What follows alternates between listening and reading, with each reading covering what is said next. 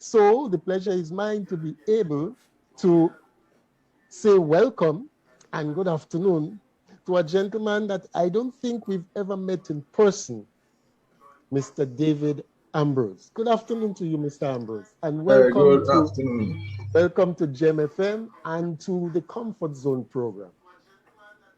Good afternoon to you, Mr. Paul, Mr. Kelly's. Thank you for having me. Thank you for having me. No, I don't think we've ever met in person before, but nowadays, virtual is the way to go, eh? Virtual is the way it's happening. But, yes, yeah. Even when I teach, it's virtual, man. Mm-hmm. Yeah. Okay. You say even when you teach. Okay.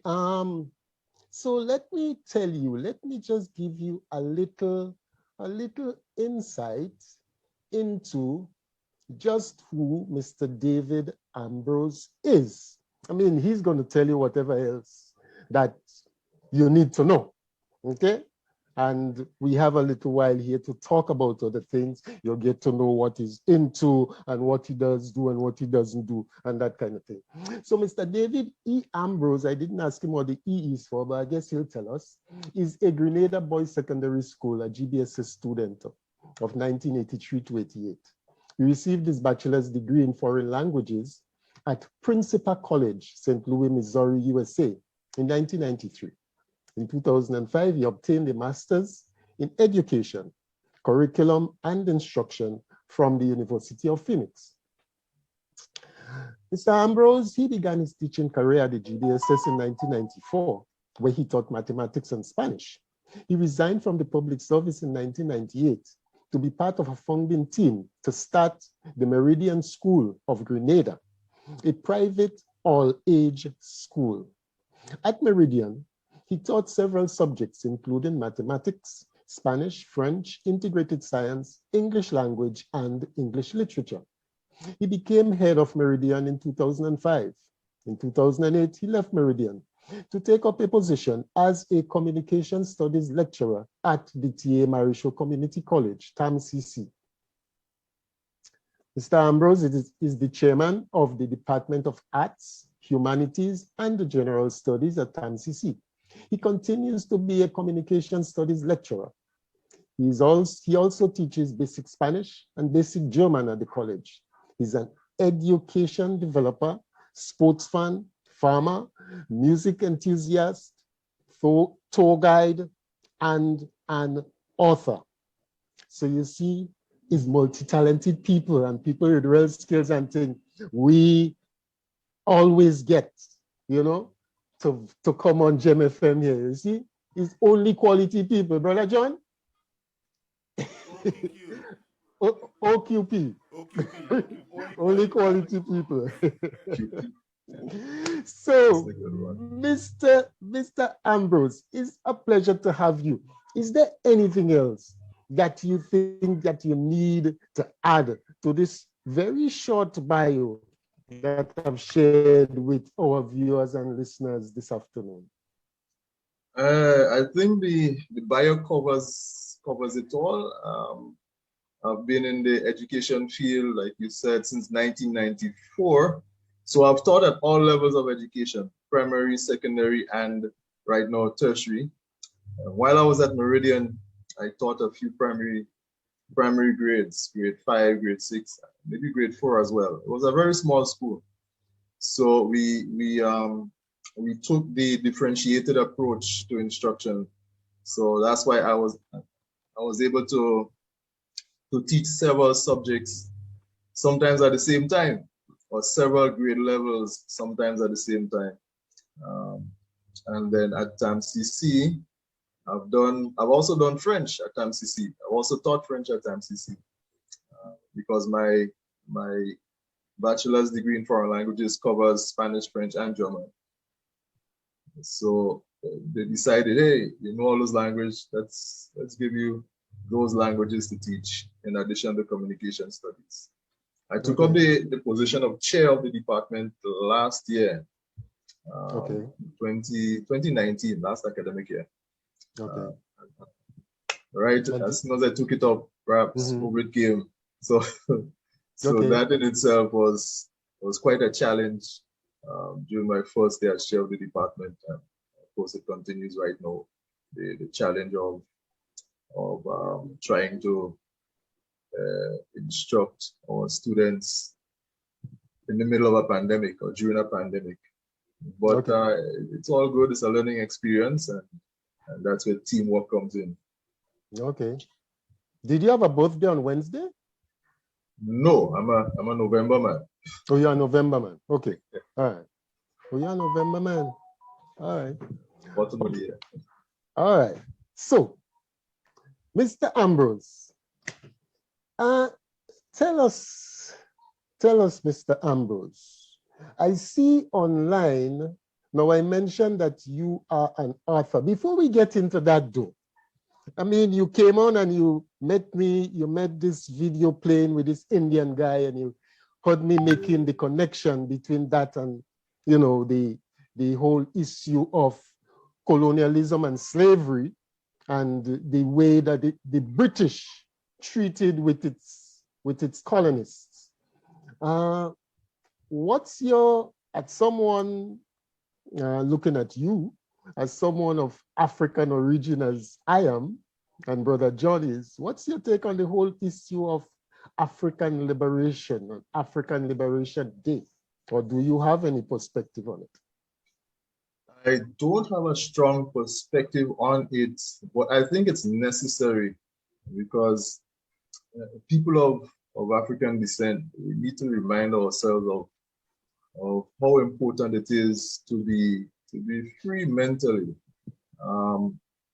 As I was looking at the clip with the Indian gentleman there, the first thought that came to mind, well, I originally thought it was a gospel presentation that he was preaching, but as I listened more, then I realized what the subject was. And the thought that came to mind was that, you know, this relatively small island in the UK, England, was able to spread its wings all over the world and stamp its influence here and there, Africa, the Caribbean, of course, far into Asia, even into China. And that was how England was able to build itself, you know, by grabbing bits and pieces from all over the world. And the speaker mentioned I was surprised at the statistics that he shared, you know, the sacrifices that India made in World War I. I didn't realize India made such heavy sacrifice in World War I. I was thinking World War II. But England would not have been victorious in World War I or World War II were it not for the colonies. And I think in so many respects, we don't really hear or feel the gratitude coming out of England through its former colonies, or perhaps even current colonies, because of that. Perhaps it'd be no England today without the services of and the sacrifices of the colonies during World War I and World War II. And then you hear of the whole business with the Windrush generation and how they treat the people and things right now. And you have to wonder, for one, one would expect you to be more grateful than that. So when I think of it like that, sometimes it bothers me. But I'll stay in Grenada. Although I like England, I visited there twice. I like the place, but I'll stay in Grenada. I've been there once. Yes, well, actually, you know, I find you've been very kind to them in the adjectives that you use to describe them. You know? Yes, because without the wealth that came from this region, from Africa, from Asia, and so the countries that today are first world countries wouldn't be where they are. No, the wealth that built these countries were taken from us. So we did the work. They took the wealth and they built themselves. And that's the reason why when I hear people saying these days, when we speak about, oh, we got grants and so, and we go begging and think, this is our entitlement. We ain't begging for nothing. This is our entitlement. We have worked for that. We are the ones who built that wealth that they now enjoy. And whatever they give to us, we're entitled to it. That is just a pittance in terms of what we are entitled to. Okay? So anyway, Mr. Ambrose, there is a promotion out there. There is a promotion out there that speaks about that big book bash in Big Parish on May 29. Tell us about that. What is the Big Book Bash? Big Book Bash, yes. Big Parish to take place on May 29. Has been making the rounds. Well, a group of Saturday. Yeah, this coming Saturday. In fact, I just finished today while I was at the garden, shooting a little video, another video promotion about that. But what a few of us authors decided to do this year was to showcase our work more than we did last year. In fact, last year was just different. We could write off last year. So in January of this year, as I was sitting in my office, I thought, but wait a minute, we should have our books in boxes, collecting dust and whatever. Let's go out and show our work to people. Grenada is very safe with respect to COVID and COVID numbers. So once we practice the necessary protocols, we could go there and showcase our books. So we had a pop-up book sale in January and February, the end of each month, at the stadium car park. In March, we went to downtown St. George's. So we decided in May we're going to go across to Grenville. And Grenville, as you know, is a lively town. It's peaking on Saturdays. Things happen over there. People come to Grenville late in the evening and so on. So we decided, and we've been planning this since April. Quite a number of us authors, we're going to get together, go up there, set up a tent in the car park, and showcase our work. So we do have authors from St. Andrews who will be showcasing their work as well. I'll be there, obviously. And there is a core group of us who we move around and we show people what books we have, we sell books. And it's not just a sale event. We want to invite students of the schools in the area, in Grenville and St. Andrews in general, and St. Patrick's, because St. Patrick's is right there on the other side. So we want to invite all of them to come across, meet an author, meet a Grenadian author. When I was in school, I cannot remember any Grenadian authors, and this wasn't even in, we read the dates when I was in GBSS in the 80s. I remember the name Merle Collins. Merle Collins. But I've never met her. Even today, I've never met her. It was only when I started teaching at TAMCC that I heard the name Jacob Ross. And Jacob Ross has been around for a while. I know he's a top Caribbean author, obviously Grenadian author in England, in the world, award-winning author. I've met him a couple of times too. But today, students have the opportunity to meet a Grenadian author while they're in school.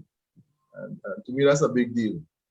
I remember I did a couple years ago, I was invited by Mr. Jeremiah at the PBC to speak to the boys, to speak to the Form 4 boys, read to them, take questions from them, things like that. And as I was reading to them, I hit me, wait a minute, when I was in GBSS, no author came to school to read to us or to speak to us, and things like that. And so now students have that opportunity to meet many Grenadian authors, both people my age or even younger. So I don't think they should pass that up. And we're always encouraged when people come to us And first of all, they might be surprised when they look at the book. Wait, you wrote this book? And they will look at us twice. Really? And you're just a simple person like that. As if they expect an author to be perhaps a celebrity-like personality, you know? So we're all, yeah, I mean, we're simple people. But we just want to tell stories because Grenada has a lot of stories and there's so much to tell. And Okay. so this is an occasion on the 29th for people to come out and see what we have. And what time does it start? We're going to start at 8. We probably set up before 8, obviously, but anytime from 8 to the rest of the day. Okay. And where exactly in Big Parish will you be located? We will be in the car park in Grenville. Oh, the car park is a small space, so we'll take a corner somewhere and set up a few tables under a tent and some chairs. There could be 8, maybe 10 of us as authors and painters. There'll be a couple of painters there as well. One author is also a painter. That's Ronald Antoine. Then we're going to have another specialist painter artist, Prince Nello. He is Haitian Grenadian. So if you look at the graphic behind me, the book cover was done by Prince Nello. So he's quite a good painter, internationally renowned. He's quite an accomplished artist. Oh yeah, man. He's traveled China, Europe, everywhere. The guy is all over the place. Okay. You speak about stories. Are the books that you will be having on display, are they what? Typically storybooks, novels, history, whatever. Can you tell us? I could start with mine because mine are fiction. I have 3 books. Yeah, we'll be getting into that. Yeah. So one of the book, the graphic behind me shows my fictional tale. That's White Spice. Okay. But I also have one that's set in Carico that could be considered as cultural / historical fiction. Okay. Some people have written autobiographies. For example, Roger Bayer, he is Grenadian, but he's a Vietnam vet. He fought in Vietnam as a medic. So he penned his experience and he published a book called Tattooed Memories. Really good book. Michelle Sabrina Alexander, she also wrote a story which told of her experience as she suffered some sexual abuse in her home. Okay. Other people wrote some historical pieces, some poetry. There are a few poetry books. So it's across the spectrum, different genres. Okay, different genres. Speaking of different genres, how prevalent is it within the writing fraternity to have writers, people doing archival works that really archives, whether it's historical issues, it's sporting issues, it's whatever, you name it. Yeah, that is a popular genre, I believe. Most of the writers in my circle engage in creative writing, but there are a lot of Grenadians who do research. You mentioned sports. Naka Joseph, I don't know if you know Naka Joseph out of Guam. Very, very well. Correct. Right. So he's done a couple of books that are archival in nature, speaking about sporting personalities, either in St. John's or nationally. I think one of his latest is about the sporting personality. The Energy of Guam, yes. I think he did one on basketball some time ago. Yes. So obviously as a coach, he's into sports, so he'll do research on that. There are people who do research on politics, for example, on the law and aspects of the law. So there are a lot of people, all the Canadians who do research, and then they put their work together and publish the research reports as books. The reason I ask this question, right, is that there seemed to be a lack of material on many issues to do with our development. For example, what we call, quote unquote, our cultural arts, okay, and our cultural practices and belief. Well, I mean, some of it would be captured in the kind of works that you do. Sports generally, okay, Coach Naka has done one that is more or less specific to golf, but because of golf being a nucleus for lots of other things, you find that you had people from outside of golf being part of the narrative. Correct. Okay, but there is a tendency, like for example, there is nowhere that you can go apart from, I think there may be one or two books that was, there's a little one that Wizard and Mr. X did years ago, and so that you can go and pick up something that can give you records and data and so about our calypso, about our mass, and you know that kind of we need that. Yeah, we need that. Yes, we need these kinds. I find that is somewhat lacking. I mean, it's good to have people put in our values and put in our cultural practices and so in a story form. One could appreciate that, you know, because nothing beats a good story. Yeah, that makes it less boring, you know. Yes, and we as people of African origin, that's one of our strengths, the storyteller. You mentioned having done 3 books. I believe your first book was called White Spice. White Spice. Correct. And we see behind you, you have this nice poster behind you there with the White Spice written up there and so. Now, if one there's a bit of a prologue when one visits your website. There's a bit of a prologue to that story.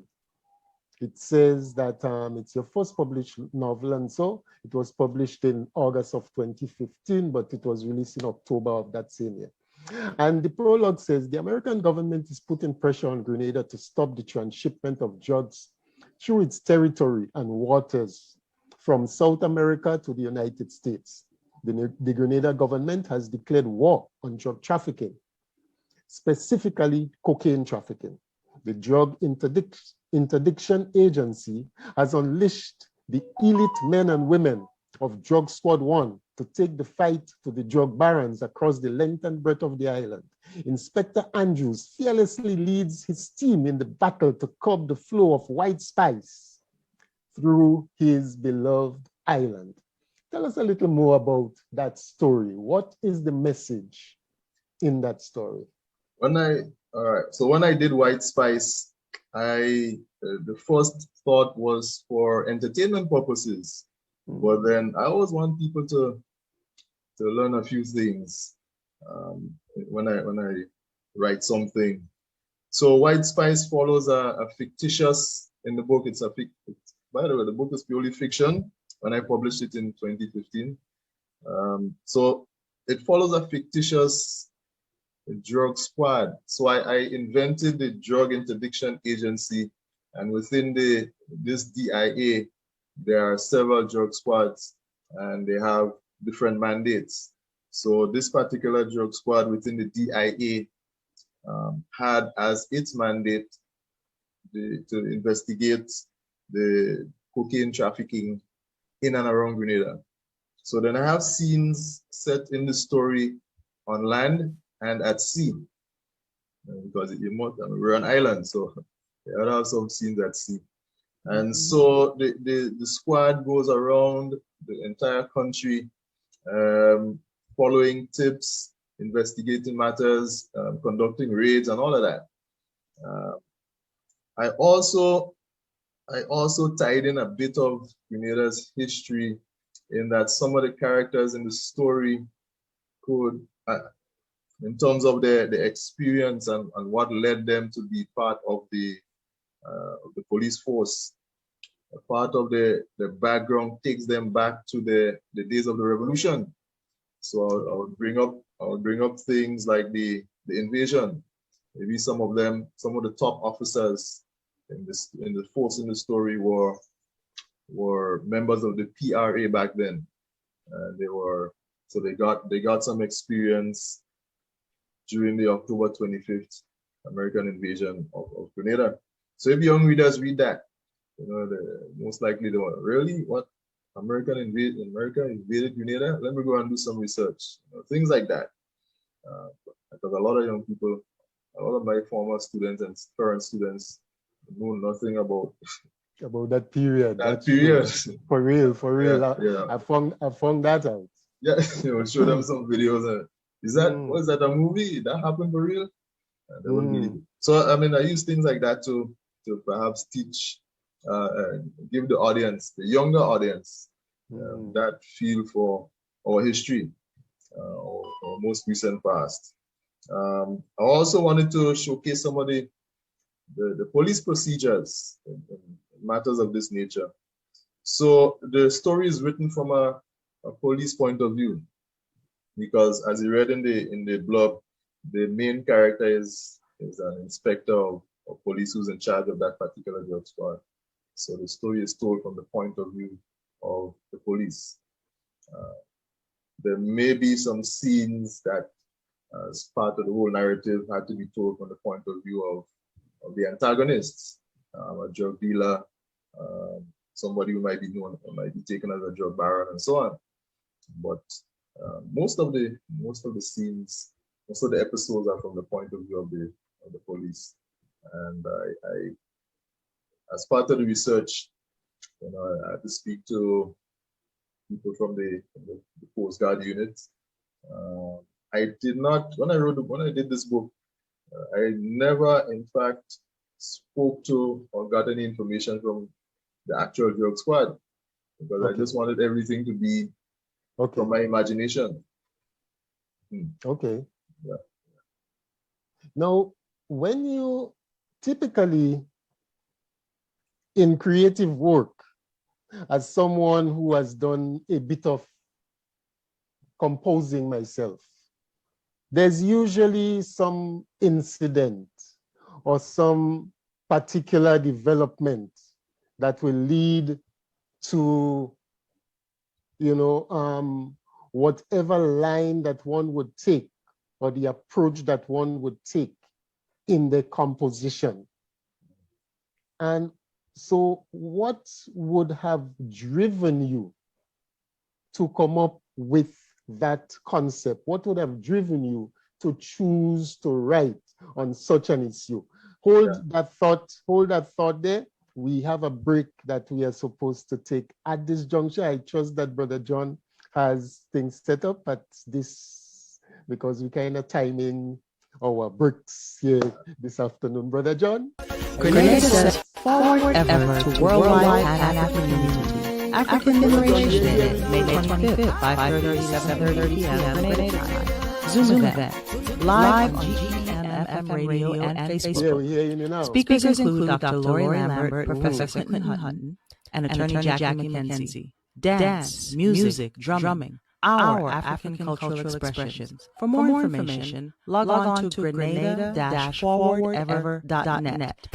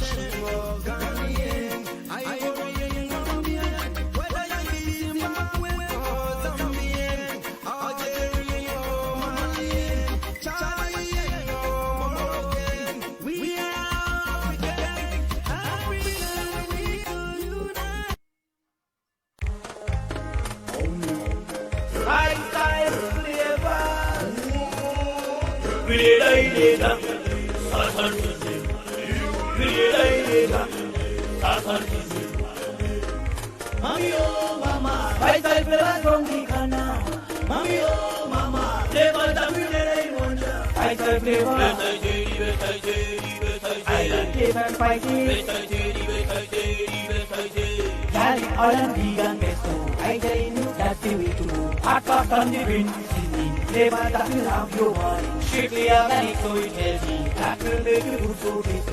Vitamin D has you on island. No more TV on the island. 5-star flavors. Please contact us at 347-697-4020.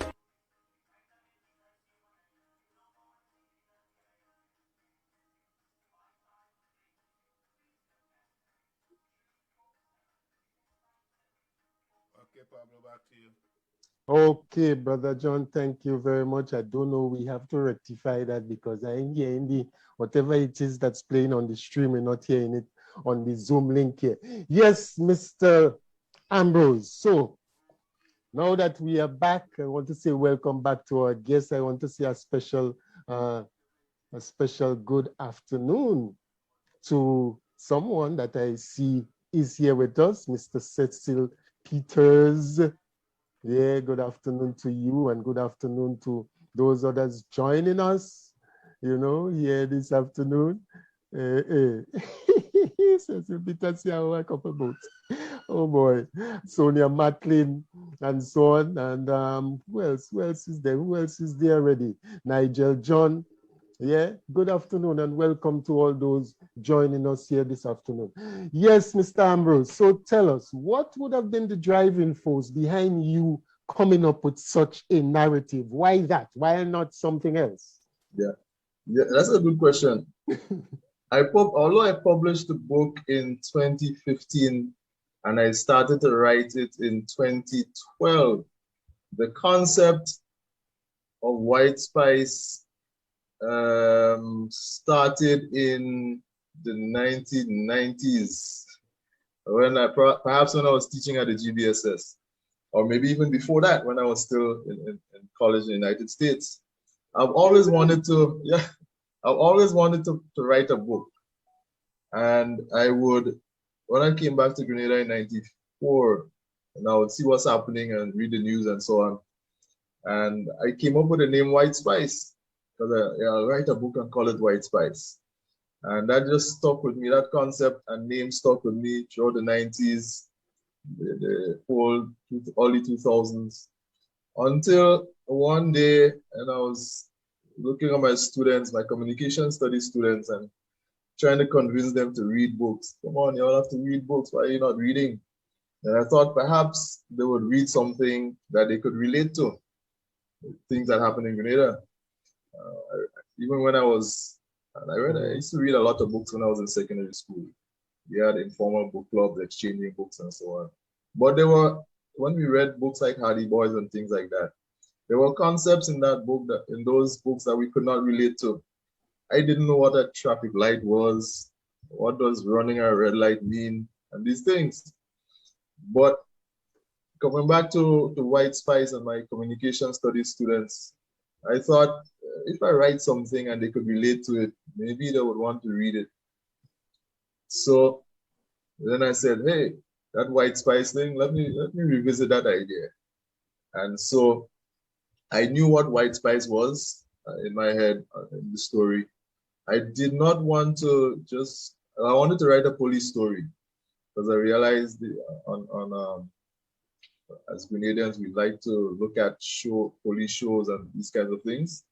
So I thought, hey, let me go towards that genre. I thought about writing something that dealt with robberies and bank robbery and house breaking. That sounded boring. So I decided to go the direction of the white spice and the trafficking of drugs and so on. I needed to put different angles and twists and turns in the story to keep the reader in suspense, to make them try to anticipate what could happen and perhaps be surprised at what exactly happened, what really happened, and things like that. So that's when I decided to put finger to keyboard and start to get into the first chapters of the book from 2012. I wrote about 10 chapters at the first sitting. Then the work, my full-time job got the better of me, so I had to take a break. I took a break from writing for about a whole year because I got so busy at times, you see. Then I had to spend a few months in China I wasn't going to do that type of research in China. So when I went to China, came back, then I started to write again. I'll continue with the process of writing. And then in 2015, I said to myself, hey, I think I'm at the end. So that's it. Time to do the editing and whatever I needed to do, revising and things like that before I put it out there. I didn't publish it. I published it about 3 months after I stopped writing. I was actually in Zimbabwe at the time when I pressed the button to publish. And then it was like a heavy weight just lifted off. Yes, finally, my first book. Let me see what the reaction will be. A sense of accomplishment. Accomplishment. First book. So it's like my idea since the 1990s actually came to fruition, became a reality. And I was left was to see how people would react and accept or not accept and take any critique, any feedback, and work with that to make the story better, or to if I and I hadn't planned on writing a second book, but if I had planned to do another one, do it better and so on. Okay. So speaking about how people would take to it, what was the reception? What kind of reception did you get? I have been getting good reception. The feedback has been great. I started sharing this even before I published. I started sharing excerpts, chapters with my friends, and they would all give me positive feedback. And I'm grateful for the positive feedback, as anybody would be. But I wasn't too impressed because they were my friends. I mean, maybe they wanted me to. They didn't want me to feel bad. But when I started getting feedback from other people who I didn't know, then I started to feel better that, hey, perhaps I have something good here. People were giving it rave reviews on Amazon. People would write some reviews that would blow me away. I was shocked. But I was so grateful for the reviews I was getting. People who read and who have time to put the reviews on Amazon, so others would read those reviews and get the books. That really helped. But a lot of people read the books or read books in general and don't really bother to write reviews. So sure. that is something that sometimes we have to ask, hey, did you write a review? Please write a review. But when I sell books here in Grenada in person, and people would come up to me and say, hey, I've read that book, good book. Somebody will be watching the book and say, oh, really? All right, I'll take a copy. And they would go on to say, well, I can't wait to read your next one. I'm thinking, next one? What have I started? But once you love writing, perhaps you may just want to continue to write. Okay. So initially you did not actually plan to write another book, but you were nudged in that direction. Yeah, the idea was to just write White Spice and say, hey, I've written a book, great. Let me move on with my life. But people were saying, you need to write another book. But interestingly, when I wrote my second book, I went in a totally different direction in terms of genre. So the genres are totally different. Okay. So the second book, is it That Time in Boggles? That Time in Boggles. And yes. Zone 1? Yeah. That Time in Boggles is the second book. Okay. And I decided to go to Carico this time. Okay. And so now, how long after the publication of the first book did that second book come into being? That second book, The Bogle Story, was published in 2018. I probably started writing That Time in Bogles in 2016. It started as a short story, a couple thousand words, and then I decided to expand it. The idea was to talk about a boy spending his vacation in Carico. And I just wanted to showcase the culture of the people of Carico. That was the main idea. But then the kayak culture is so great. You know, you can't really cover a lot in a short story. So I expanded it to a novella. I broke it up into chapters. And I set it in the village of Bogles, which is a quaint, quiet village on the east coast of Carico. My mother is from Bogles, Carico. So I decided to set it in Bogles, and in her honor, in honor of her family. She is the last surviving sister. A set of sisters from her family. She's the last surviving sister. So I said, let me write a story in her honor. And I called it That Time in Bogles. And this one is actually getting even higher reviews than White Spice, because I suppose that it's the nature of the story as well, as it is not a story that has violence in it. It's cultural / historical. It's very educational. In fact, some people have suggested that it could be a book that should be in schools as perhaps a literature book or even a social studies book or something like that. But it covers quite a bit with respect to the cultural practices of the people of Carico. In story form, of course.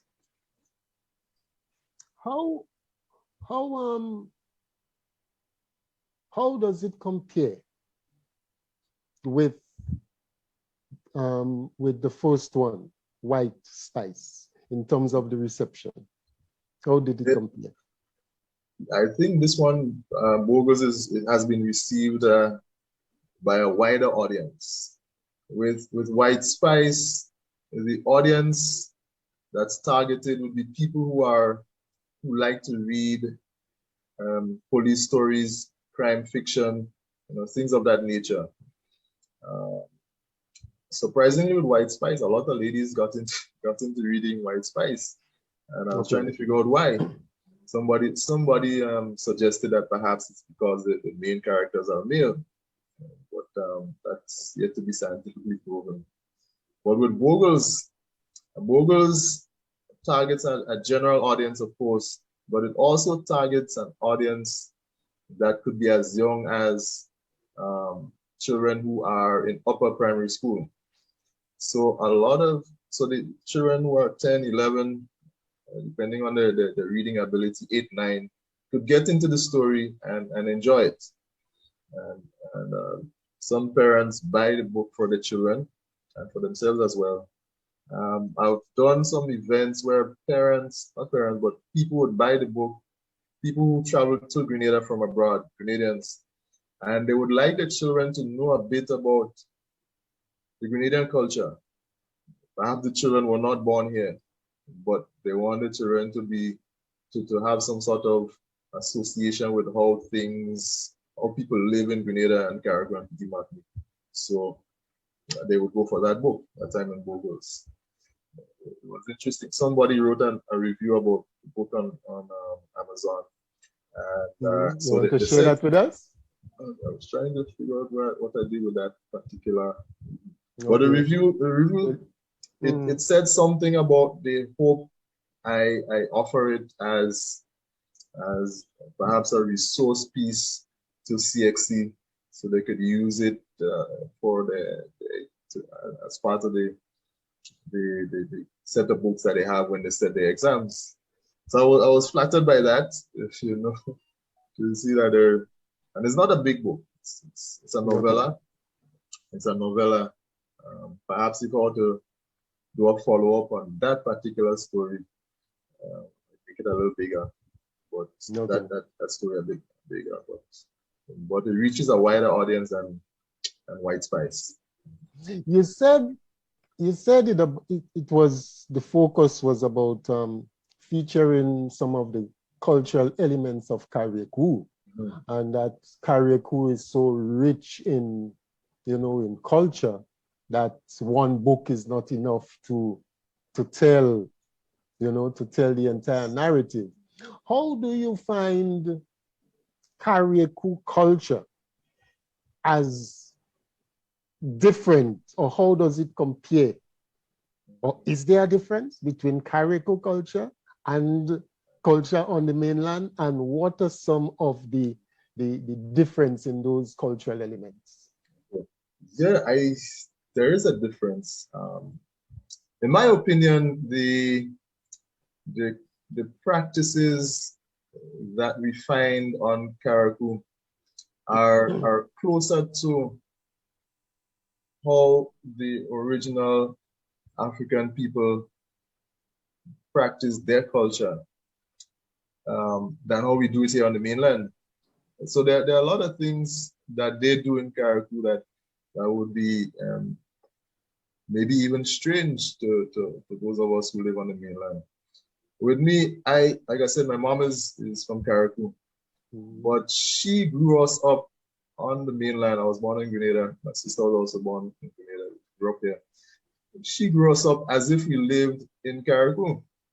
She grew us up as if we were kayaks. So growing up, we have the cuckoo and the roll rice and these kinds of Saraka foods we grew up with. And to us as children, hey, we just get food. That's food.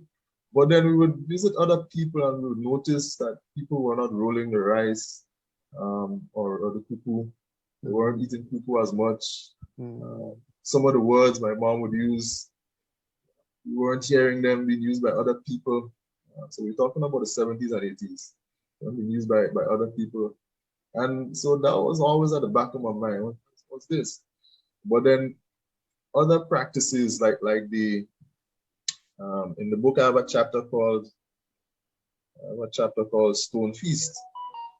Before that, the chapter before that is Stone Feast preparation. And the Stone Feast is part of the celebration of the erection of a headstone on the tomb of a family member a couple years after that person has died. Okay. Big, yeah. There's a formal part, I suppose. I've been to one of that. I've had the opportunity to experience one of them. Yeah. Big fete. So a lot of food, music, dancing, and so on. They celebrate. And I don't think I've seen that down here on the mainland. No, definitely not. That's a big thing in Carico. So I mentioned that. Even the weddings, the dancing of the cake and the dancing of the flag. I mentioned that in the book. Those are episodes. The dancing of the flag. So with the dancing of the flag now, you have family members from both sides, the groom's family and the bride's family. And this is before the wedding, the same day of the wedding, but perhaps in the morning. And they would meet up somewhere, some crossroad somewhere. And so you had representatives from both families holding these massive flag staffs, perhaps long bamboos with flag at the top. Usually it's red with some positive message written in the middle of the flag. One love or unity or one family or something like that. And they would dance around, usually men, they would dance around each other with the flag as if they're flag fighting, as if they're dueling with swords until they decide, hey, enough is enough. The flags become intertwined, and that's that part of that. I'm more impressed with the dancing of the cake though, because it's ladies who are dancing now. They might start off with the cakes on their heads, balance the cake on the head. And these ladies can balance anything on the head, a cake, bucket of water, bucket of fish, whatever. And they'll start off like that, dancing and then take it down, and they're holding the cake and dancing around each other for a while. Again, representatives perhaps of both sides of the bridal party, bride and groom. So I've enjoyed looking at that. I wrote a bit about it in the book as well. But I don't see that in Grenada as well. I don't know if they do that in the rural parishes, in the outer parishes, I should say. But I've never seen that in Grenada. So these kind of practices, the quadrille dance in Carico is one that is quite interesting. I have to do some research about the origin of this quadrille dance. probably has some European origins as well. Shakespeare Mass. You heard about Shakespeare Mass during the carnival? Yeah, I know about Shakespeare Mass. Yeah, that's a spectacle.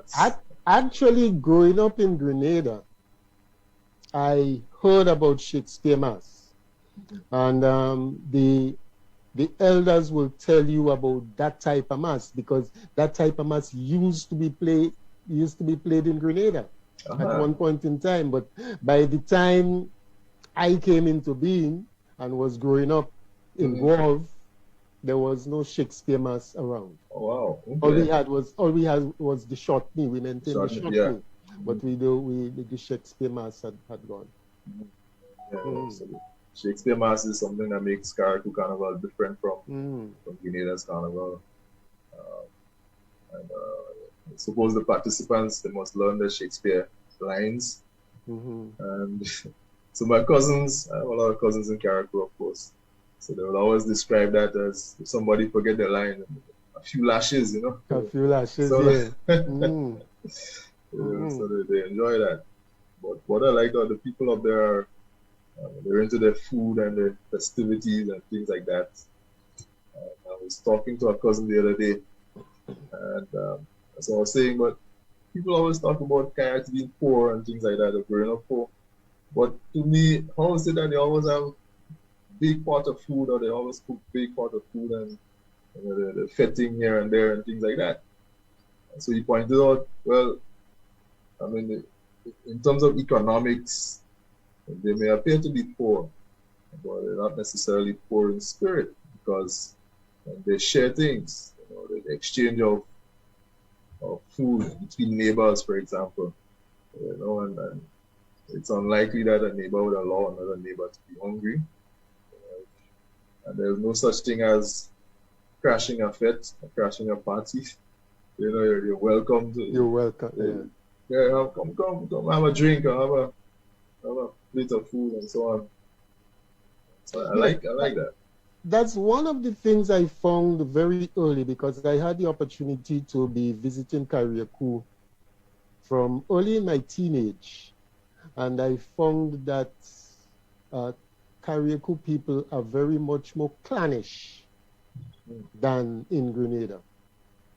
You know, Carico people, they are more a unit among themselves than we tend to be on the mainland. Yeah, you know. Yeah, there's that community spirit. You know, the whole community, the whole village. Families, extended families, maybe living in one yard. So anybody could go eat in anybody's house. In that family, I remember going in the 90s when I started to teach at GVSS. I decided to spend summers in Carico, my aunt. Or in her yard or around her house, there are houses of her other children, adult children. And so I could get lunch from anybody. You know, on Sundays, she would come over with a big plate of food. Somebody, one of my other cousins or other children would give me a plate of food, and so I end up with about 3-4 different plates of food. How am I going to eat all this food? So it's something. So I like that family unit there. There's no way you could get hungry. If you're visiting, you have a place to stay and all of that. So, as we speaking about that, I mentioned a while ago hearing stories when I was growing up, you know, about the Shakespeare Mass, you know, and there was another one. We have Shortney and Perot, I think. It was the other one I used to hear about. What do you think would be was responsible for Carico maintaining all of these cultural elements, and Grenada would have discarded some of them? Maybe they had all of them, I'm not certain, but some of them that are still alive in Carico would have been discarded in Grenada. Have you ever given any thought to that, as what could have been responsible for that? I have a couple of theories, but I haven't. One of the I think geography benefits Carico in that respect, in that Carico is an island by itself. You know, there's sea separating us, the mainland, from Carico.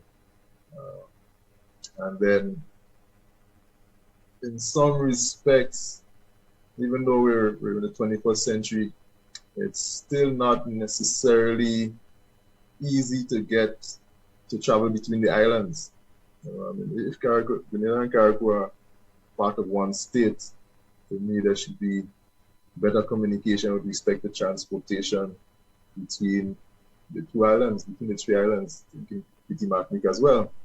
So to me there shouldn't be, for example, a ferry that travels once a day. Well, now it's 3 times a week, or a plane that is so whose ticket would be so expensive to travel from there to here and so on. So there isn't, even though right now, today, people could find it easier to travel between Grenada and Carico, but if there were more opportunities, perhaps boats traveling 3 or 4 times a day, or cheaper airfare, if that were possible, then more people would travel back and forth. And then maybe more kayaks, younger kayaks, would be more influenced by how things are done on the mainland and how we live on the mainland. So to me, that's one theory, that's one aspect of it.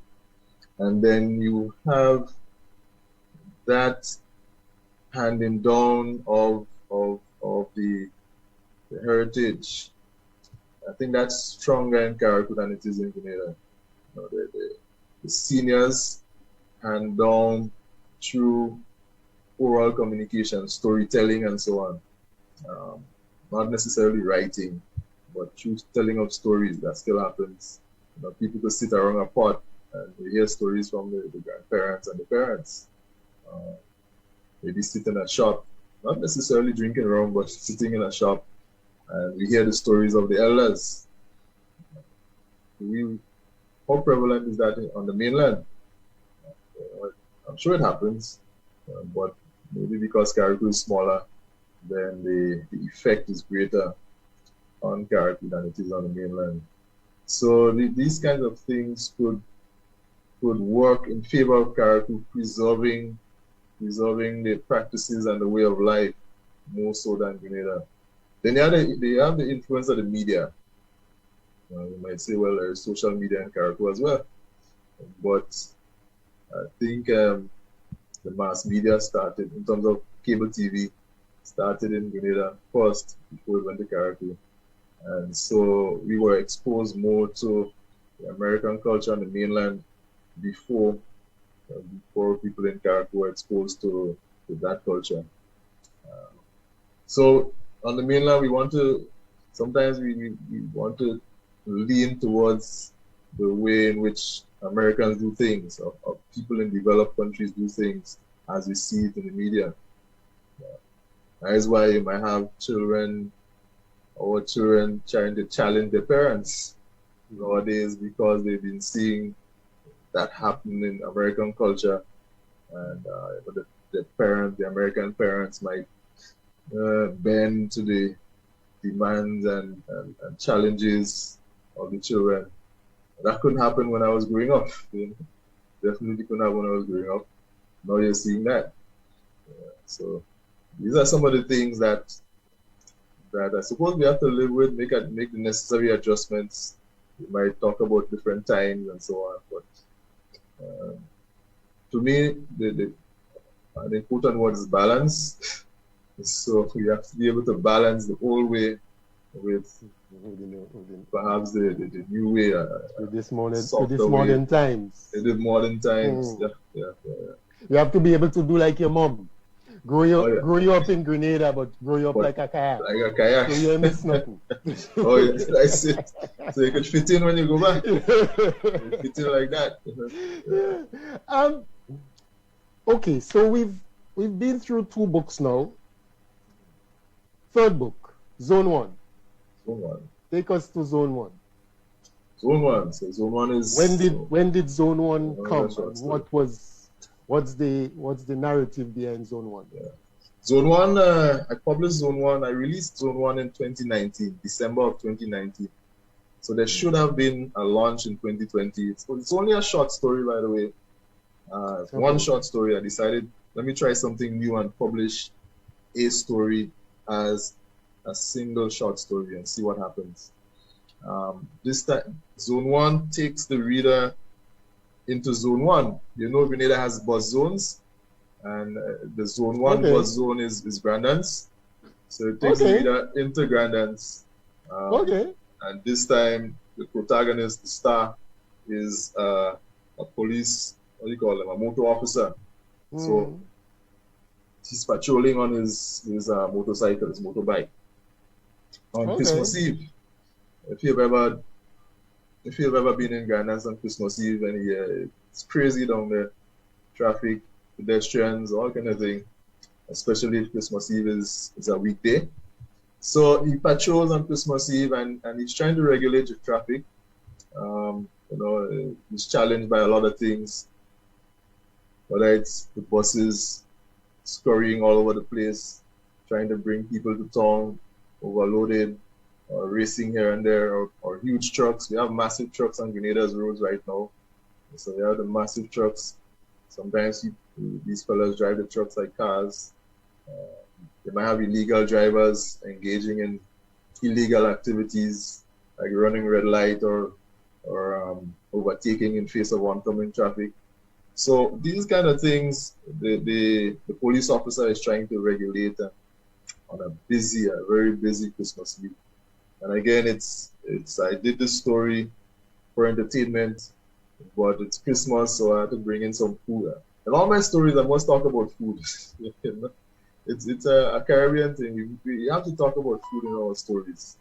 And you know, the Christmas dishes, like your meats, your pork, and your beef, and your baked chicken, and your macaroni pie, and your sorrel. And I had to mention these as a Christmas story.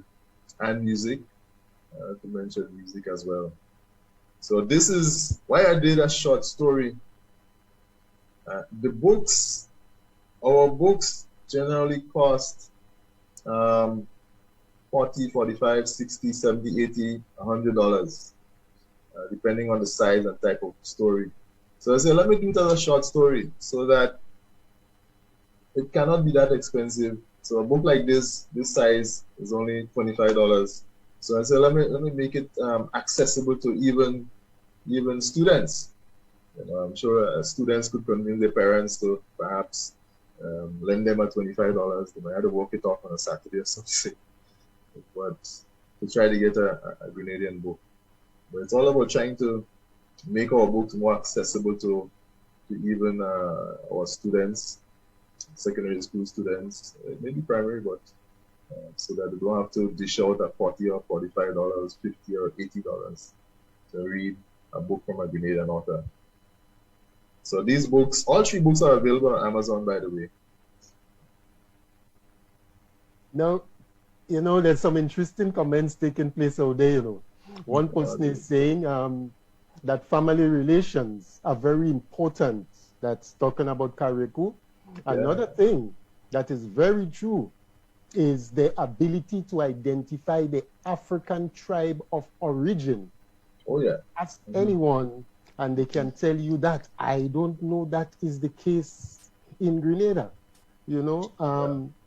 And someone else says they remember in the late 60s that the older folks used to have maroons to harvest the crops, and they would roll the rice and serve the elders, and so, well, they roll everything. They make wrong dumplings, and so, you know, and the cuckoo and everything.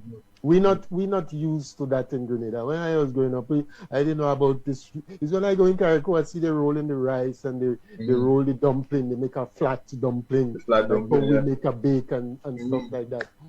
I wasn't not used to that. Just this week, somebody posted on Facebook some flat dumpling, some baked dumpling with butter or oil or something. And some Grenadians were saying, hey, that has to be Jamaica. so on. We don't do that here. So I had to write on that, I had to make a comment. Hey, but Kayak's been doing that forever. Yeah, Kayak's been doing that. I never knew that until I went to Carico. And someone else says here, maybe that difficulty with travel between the two islands is not so much a bad thing. At least Carico has managed to maintain some sense of authenticity, community, and culture. On the mainland, people are lost. What's your verdict on that? Well, I agree with the first part. I'm not sure about the lost part. People are lost on the mainland, but in a sense, people here could be on the mainland. Could be searching for. We could be searching for our identity. One of the things when I compare Grenada with other Caribbean islands and territories, one of the things that I always dig horrors about is that we don't have a national wear. So, when I think about a comment like being lost, trying to find ourselves, what do we call our national wear? Is it a shirt, jacket, and a pants? Is it jeans and a t-shirt? You can't see the Bermuda shorts. The Bermudas are their shorts. So you can't talk about Bermuda shorts. But there are efforts to come up with a national wear. But when I look at Dominica and St. Lucia, I was in Martinique one year and I was so impressed with the national wear. Thinking, but wait, what about Grenada's national wear? We need to identify ourselves somehow, and other. There could be other factors that could make people think that we are lost. We don't have a National Heroes Day either, do we? No, we don't have a National Heroes Day. I don't even think we have national heroes. Well, how critical do you think, as a literary person, and people who's involved in literature, usually students of history to a certain extent, and a student of culture, as you've expressed here, how critical or how important do you think things like that, like National Heroes Day and National Wear and stuff like that, is to identifying who we are? I think these aspects of our lifestyle or bringing even our culture could help us to figure out who we are. It would be good to know how we got to where we are today. Who are our founding fathers? The United States has founding fathers. Do we have founding fathers? Who are the people who helped to create the Grenada, who is Grenada today, or that is Grenada today? You might speak about Sir Eric Matthew Gary. We always refer to him as the father of independence.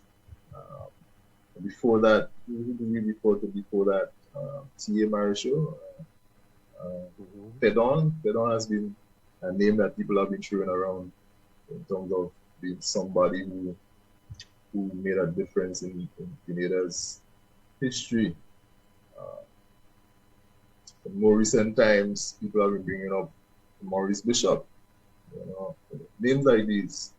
But National Heroes Day might be important so that the younger generation who don't know anything about history would know about these people.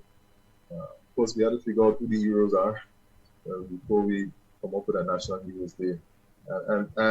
But I think there should be a greater effort to somehow get our children or young people to become aware of our history, of the people who played a role in getting making Grenada what we are today. Getting us to where we are. Bad.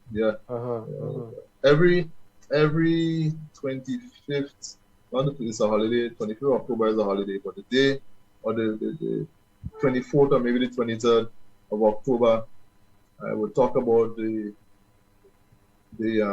even the 19th of October, I will talk about the October events of 1983. And then on the March 13th, I will talk about the revolution. my communication studies student.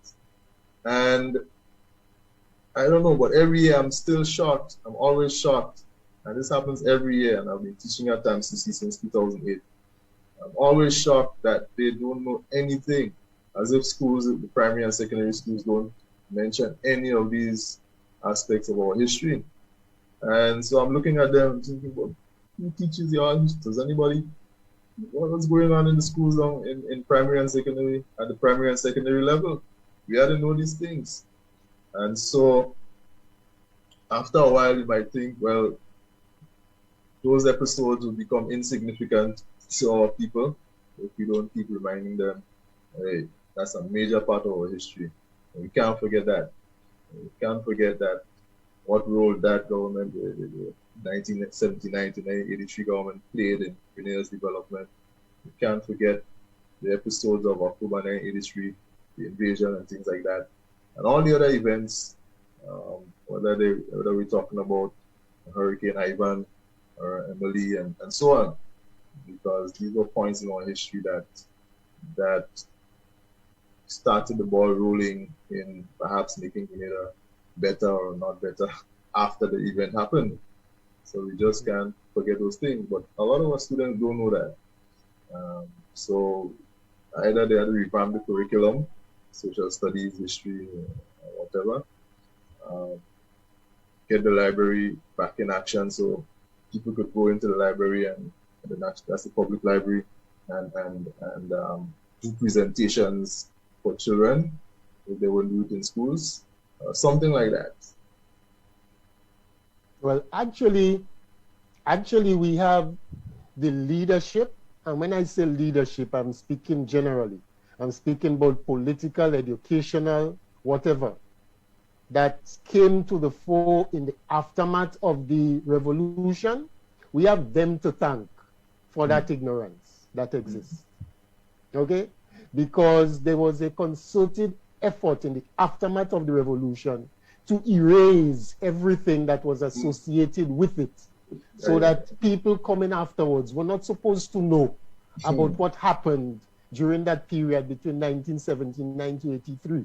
So I guess eventually what you would have found is that particular people would have been telling the narrative, they would have been telling the story, which to a great extent has happened, to some extent has happened, because you hear certain things, and having lived through that period, you wonder where these things are coming from, you know, because some of it has no basis in reality. But we have to take a short break at this juncture. We are going to take a short break and we'll be right back as I have some very more interesting questions for you. Nice. Right? So, Brother John, you have it. Grenada says forward ever to worldwide Pan-African unity. African Liberation Day, May 25th, 5:30 to 7:30 p.m. Grenada time. Zoom event, live on GMFM radio and Facebook. Speakers include Dr. Lori Lambert, Professor Hilton Hutton, and Attorney Jack McKenzie. Dance.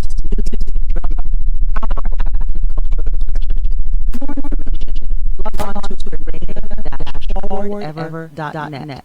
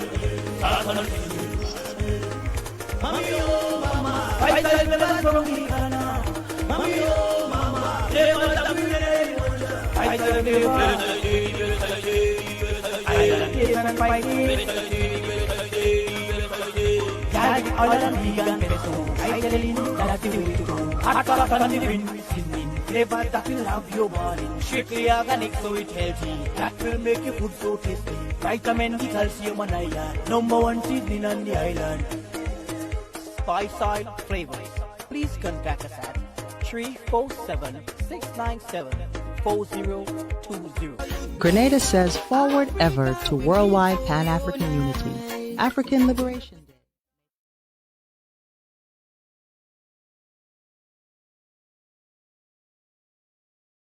Day. On the Zoom platform. Anyway, welcome back to the comfort zone for this afternoon. I want to share something, a comment that's been made here in the chat room, because there's some very people are following us out there, you know, Mr. Ambrose. Yeah, that's great. Yeah, people are following us out there and are making comments, you know. Someone is saying that actually during the PRG time, Heroes was celebrated on June 19th. You know, I think that would have come out of the bomb blast having taken place on June 19th. Yeah, so from then we had our Heroes Day and so. And someone said, yes, Pablo, they telling me, they were agreeing with me that there was quite an effort to wipe the slate clean of everything that happened during that period, you know. So these are some of the things that we need to. Oh, and someone is saying that some of the people in Munich and St. Andrew, they are continuing the African culture because they have roots from Sierra Leone, you know. Yes, so I mean, it's really interesting. It's really interesting, and we see that we are being kept in the know, and we're being kept in the loop by those people in the chat room. Mr. Ambrose, what have you found? When we started earlier on, you spoke about reading to students and so, being invited to read to students and so.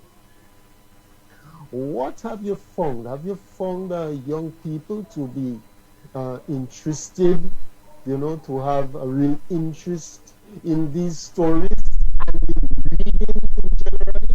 And did you find any students who had sort of, you know, an interest in becoming an author? In my interaction with students, communication studies students, and everybody in my section of the college has to do communication studies. So that's a lot of students. They want to read, but they would cite so many excuses for not reading, including, well, we just don't have time, we can't afford to buy a book, all kind of excuses that I don't necessarily think are valid. But we might, as educators in school, we might come up with ways to try to get them to read, to encourage them strongly, or to strongly encourage them to read. And when they get into reading, they find that they enjoy the books. So once they start to read, then they will continue to read. It's an interesting phenomenon I've found, that we have programs, to me, in our system where we get our elementary students, elementary pupils into reading. So we encourage the little ones, grade 1, 2, 3, 4, to get into reading. I can't remember if there are programs to continue that encouragement in upper primary school. So that somewhere between upper primary and secondary school, and before they get to college, it's like a lot of them just lose interest in reading. I've often asked students, so when was the last time you read a book? I always ask them if they're reading a book now, whenever the now is. Few hands would go up. And when I ask those who put their hand up what books they read, they give me some good titles. But most hands don't go up. So then I would ask so when was the last time you read a book? When I read a book again, boy? So I can't remember it. Or they might say something like, I read a book since primary school, you know? And they've gone through from 1 to 5 and no RTMCC. I read a book since primary school. That's a whole 5 years without necessarily reading a book. That's not a textbook, you know, and that's not good. So because they're not reading, that affects everything else. the writing, the study habits, and all of that, all the comprehension, so to speak, comprehension skills. So that is a big issue. So if somehow we could get our students to read more, teachers could read to them.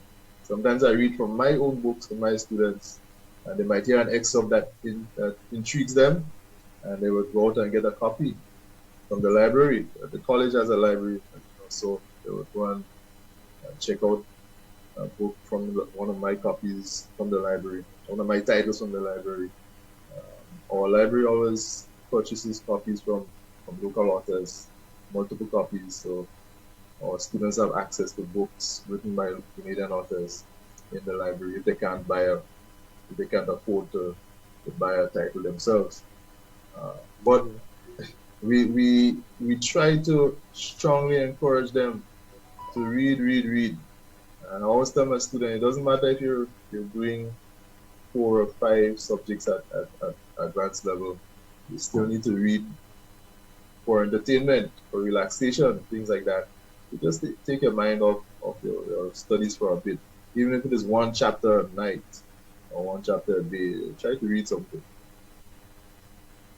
You know, it's interesting that you make that point about the extent of the reading, because I found that to be the case also. I had the occasion to, and first I should say probably the reason why they only do that reading component at the early stages and don't do it afterwards is probably the same reason why they teach you your 1, 2, 3 and your tables and so in those early stages, and they take it for granted. Well, you've learned that there, so that stays with you. So they don't do anything further.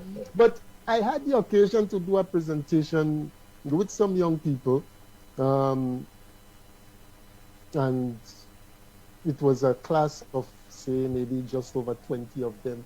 And I asked that question: how many of you read anything besides those Facebook and WhatsApp text messages and so, and those Facebook posts and stuff like that? How many of you read anything outside of that?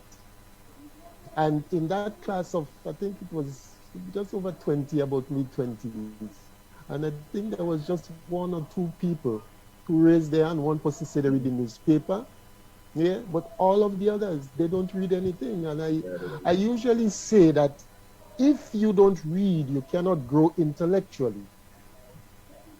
And that message was driven home to me just about 2 hours before we started this program.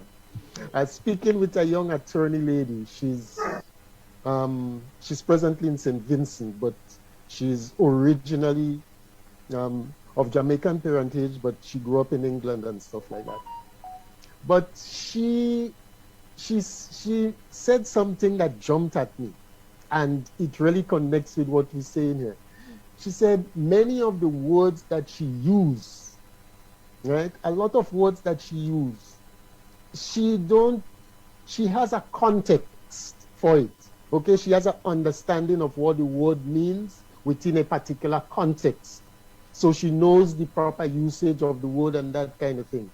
But in terms of, okay, if you just call the word and giving a definition as how dictionary definitions go, right? She may not be able to do that. But a lot of those words that she uses when she does her presentations, because she does motivational speaking and so, and she is one of those people who speaks out there on issues relating to human trafficking and child abuse and stuff like that.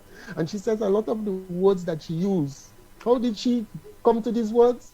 From reading books, from reading novels and whatever else, you know, and you learn new words that way. You know, so it's critical for young people to read, and to read as extensively as possible, so as to broaden their intellect, their intellectual capability. Yeah. And everything. Yeah. Now you are a teacher at TAMCC. Tell us about that experience and teaching at TAMCC and, you know, the quality of students that we are producing at TAMCC at this point in time? It's to me, it's a learning experience. I'm actually enjoying it. Like I said earlier, I started in 2008, and when I started, I was tasked with teaching communication studies and Spanish and French. Then the college decided to offer German, I think from 2011. So they knew I did some German, so they asked me to do that as well. So right now I'm the chair of the the Department of Arts, Humanities, and General Studies. So I work with a wide range of students. I work with adult students as well. So during the day, we might have the traditional students or students in the traditional sense. So we talk about young people who are 17, there might be one or two 16-year-olds, but usually 17, 18, 19, 20. And then I do evening classes, so I work with adults, sometimes people who are even older than me. In the past, I've worked with specialized or special sectors of society because it's a community college, so we serve the community. We used to have the Department of Nursing at one time, which many people would know as the nursing school. So as part of the nursing program, they had to do communication studies as well. So I worked in that department for about 2 or so years, 2 to 3 years, I guess, before the school was disbanded. So I did communication studies and Spanish with them. They needed to do a foreign language, so the college decided that they should do Spanish. I remember also working with some police officers. There was a program for police officers called Police Studies with Education or something like that in 2012 or maybe 2013. So I also worked with them, facilitating the communication studies courses. And those sessions were great because we could discuss a lot of things and at a level that perhaps I couldn't discuss with the traditional students, since those students weren't necessarily at that intellect yet. And then we spoke about reading, so we expect these adults, these professionals, to be more widely read than the traditional students. But in my experience there, I had to constantly adjust instructional habits or instructional methods according to the group that I would work with in any given year. This year, for any educator, I suppose, this academic year has been quite challenging because, like a lot of institutions, we've also been taking the blended learning approach. Some institutions took a totally online approach, online instructional approach, but we decided to go blended. So we're talking about a couple of days of in-person instructions and then 3 days of online instructions. So that in itself presented its own challenges, set of challenges, because we're talking about having to deal with issues of a technical nature. Perhaps some people might not have devices, some students might not have devices, or they might be struggling with internet connectivity, or everybody might be struggling with internet connectivity, especially if the weather is bad, it's inclement weather. So we have all of these challenges, but we still persevere, and we have to adjust. We have to be not necessarily narrow-minded when we have to deal with the students in terms of being strict about things, because we have to focus on the bigger picture. And at the end of the day, it's all about getting our students to learn. It's all about providing that service of education to our students and not being that strict drill sergeant, so to speak, because this person doesn't have a computer, this person doesn't have internet connectivity, so let's forget about that. It's too bad. But we have to work with them, make some accommodations, we're all living in challenging times. So it's been an up and down experience. It's been a learning experience. We always had to make adjustments in this field of education, especially today, or I should say since 2020, since everybody came out of the lockdown and since everybody went into the whole process of online and blended learning. But I'm enjoying it at MCC. I think I'm helping to make a difference in the lives of our young people. And hopefully in the next few years, we will see if we were actually making a difference, or if we have been actually making a difference. You'll see the fruits of your labor. The fruits of Speaking about the challenges that has come, that have come with these developments, where you have to do some classes virtual and so on. How do you compare virtual teaching as against the personal contact? How does it compare? Pros and cons. Pros and cons. The personal contact, I think, is always great, because nothing beats that face-to-face connection, that being in the same room connection. Because apart from hearing the voices of teacher and student, hearing each other's voices, there is that feeling of being in the same room. You're feeling each other's spirit, each other's vibe. You could get messages from people's body movement, people's expression, and so on. And the virtual environment doesn't necessarily facilitate how we are conducting it right now. Most of my students don't have the cameras on, so I can't see the face. So even if a student, like in an in-person setting, a student may say they understand something, but I could tell that they don't understand. But if your camera is not on, I wouldn't know. I just had to take your word for it. So there's that challenge. The advantage of, or one advantage of the virtual environment is that the instructor or the facilitator could share presentations that perhaps the physical setting might not allow us to share. So we could share a video or videos. We could share slides, PowerPoint slides and things like that. Whereas in the physical setting, an institution might have a room that is not capable of showing videos or slides and things like that. I mean, at the college now, we have our smart boards and things like that. We could do that in the classrooms, but it's easier to do it. So when for example, with my Spanish class or my German class, I could share videos easily. We have a learning management system. We use Moodle, so I could put up video links on Moodle, and students could go and access that and perform tasks quite easily. Give them some questions about what's going on in the video, and discuss the videos or discuss the audio, things like that. And they could do the assignments and the activities on their own time, perhaps at any time, but might probably set a deadline for submission of the activity or the assignment. But those kinds of advantages are great in the learning in the virtual environment.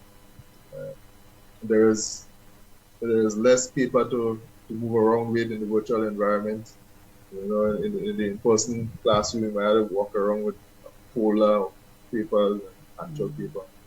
So maybe we're saving the environment in one respect if you're in the virtual classroom.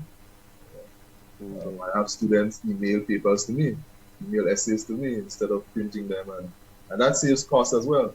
They don't have to go and pay for printing papers. So we do have the pros and cons.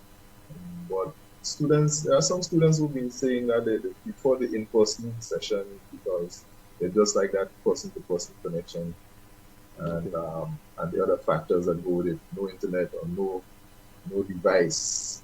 So for students who can't afford. That could be a Okay. challenge. Actually, although we've gone into that topic, but you know, we stirred up a conversation in the comment section out there, you know, about that June 19th time. Because I'm just learning that June 19th was actually had already been established as National Heroes Day. And it was at the event that was taking place when the bomb blast went off. Yeah. So we have some conversation taking place there about the bomb and who was where and stuff like that taking place out there. You know what I mean? Yes. So we stirred up some conversation. Yeah, I remember that day, man. Playing outside the house, I heard the thing. Boom. We stirred up some conversation out there. An education developer, what does that mean? Education developer. So that's somebody who works with other educators, trying to help that educator to develop the instructional skills, the way in which they deliver lessons and so on. Okay, so it's sort of training the trainers. Training the trainer, yeah. Okay. So I was actually trained by Canadians to do that. There are different levels. So right now I could train other people, other educators to become facilitators, so that they could go and train other educators. So it's something that we started in the college, I think in 2016. So I was trained all the way up to being a trainer myself. Okay. So this is like a special subject, like how you would do English or mathematics or stuff like that? No, this would be for any subject. So it's not subject specific. No, but this no. What I'm asking is, the question I'm asking is, if education developer, in the same way that you teach mathematics, education developer developer training, if the curriculum is like when you're teaching one of those subjects, mathematics or Spanish or whatever, it has its own curriculum and so on, and if it's something that you can do as a subject. Oh no, it's not done as a subject, but it's I think it's considered to be a skill, but it's I suppose a certain type of training that one would get, and it comes with also the experience that the like me, like when I started the training. At that time, I had over 20 years experience as an educator. So that helps. That's a big factor in becoming an education developer. Okay. Yeah. It says also that you're a farmer. What kind of farming do you do, Mr. Ambrose? And I mean, how does you're a lecturer at TAMCC, and you know, so what farming do you do? I must have inherited that skill, eh? My mom liked to make, as you say, like to make garden. So she liked to plant garden. My father as well. My father is from Grenada, from Mainland Grenada, from the St. Patrick's side. For him, it's all about the land. Man. Last year, he spent a few weeks in hospital, and all he was thinking about is the land. So I probably took after them. So I when I wrote that, I was trying to figure out, should I just say gardener or farmer? But I do plant stuff. I plant things all the time. I'm preparing right now to put on another crop of peas, pigeon peas, as you know, get ready for pea soup and stuff like that. Peas and corn. I've been harvesting or growing pineapples for about the last 2 years. So even today, I went to the garden this morning and I was able to get a couple of pineapples. So these kind of things I like to grow, you know, long-term and short-term crops, the plantains and the bananas. I started with a few soursop trees a few years ago. So they're finally starting to give me some fruits. Happy for that. So it's about growing for the family, and any excess I might sell. So last year, just right after the lockdown ended, you know, I rushed up to the garden to see what's up, because obviously there wasn't freedom of movement during the lockdown, and my land is not close to where I live.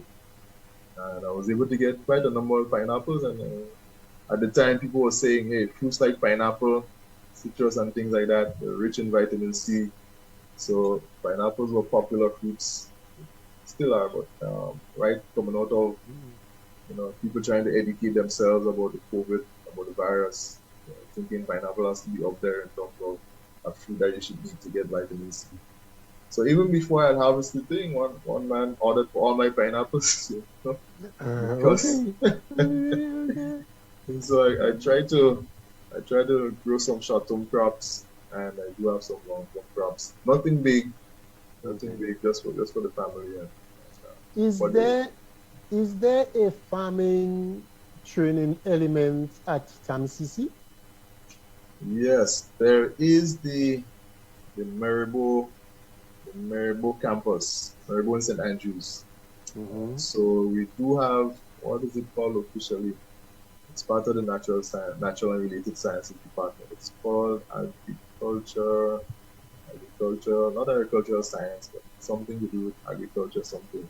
But anyway, agricultural science, we call it for the purpose of this conversation, where they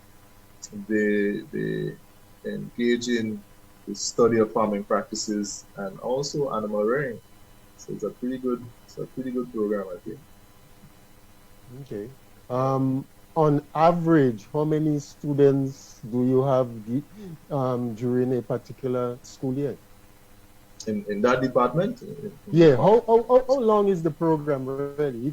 If I was to sign up for that program, how long is it before I complete? Is it a 1 year? Is it a 2-year program?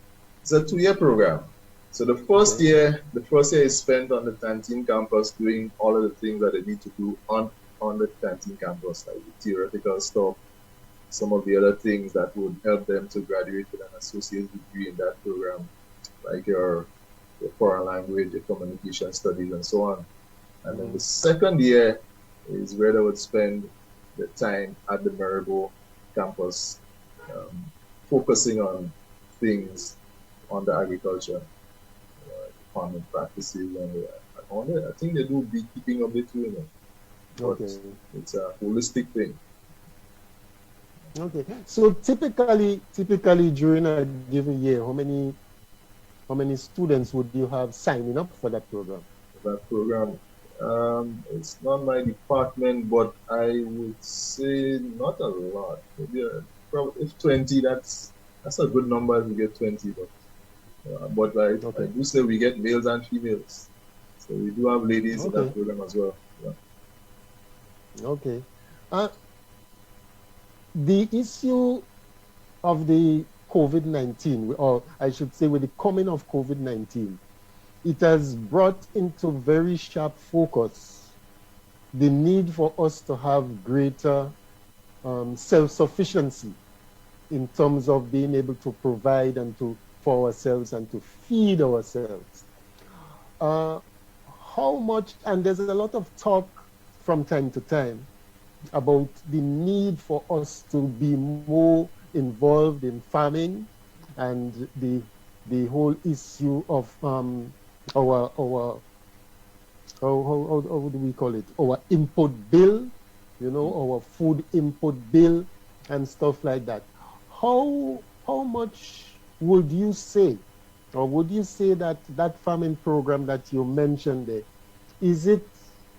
how much is it helping? Because there's that talk about the young people need to get involved in farming. How much do you think it's helping to get young people to have an appreciation for farming so that it can begin to make a difference and to become an integral part of our overall economic endeavors?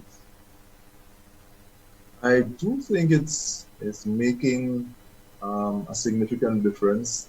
The applicants into the program are usually young people. There is that idea that most people who are into farming are older people.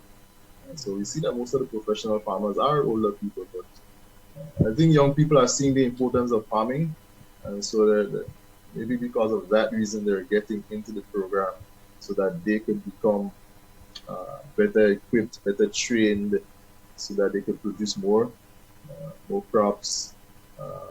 They could bred the animals so that those animals could produce more and things like that. But after they graduate, it's interesting to see what happens. Do they get a job on somebody's farm, or do they try to set up their own farm?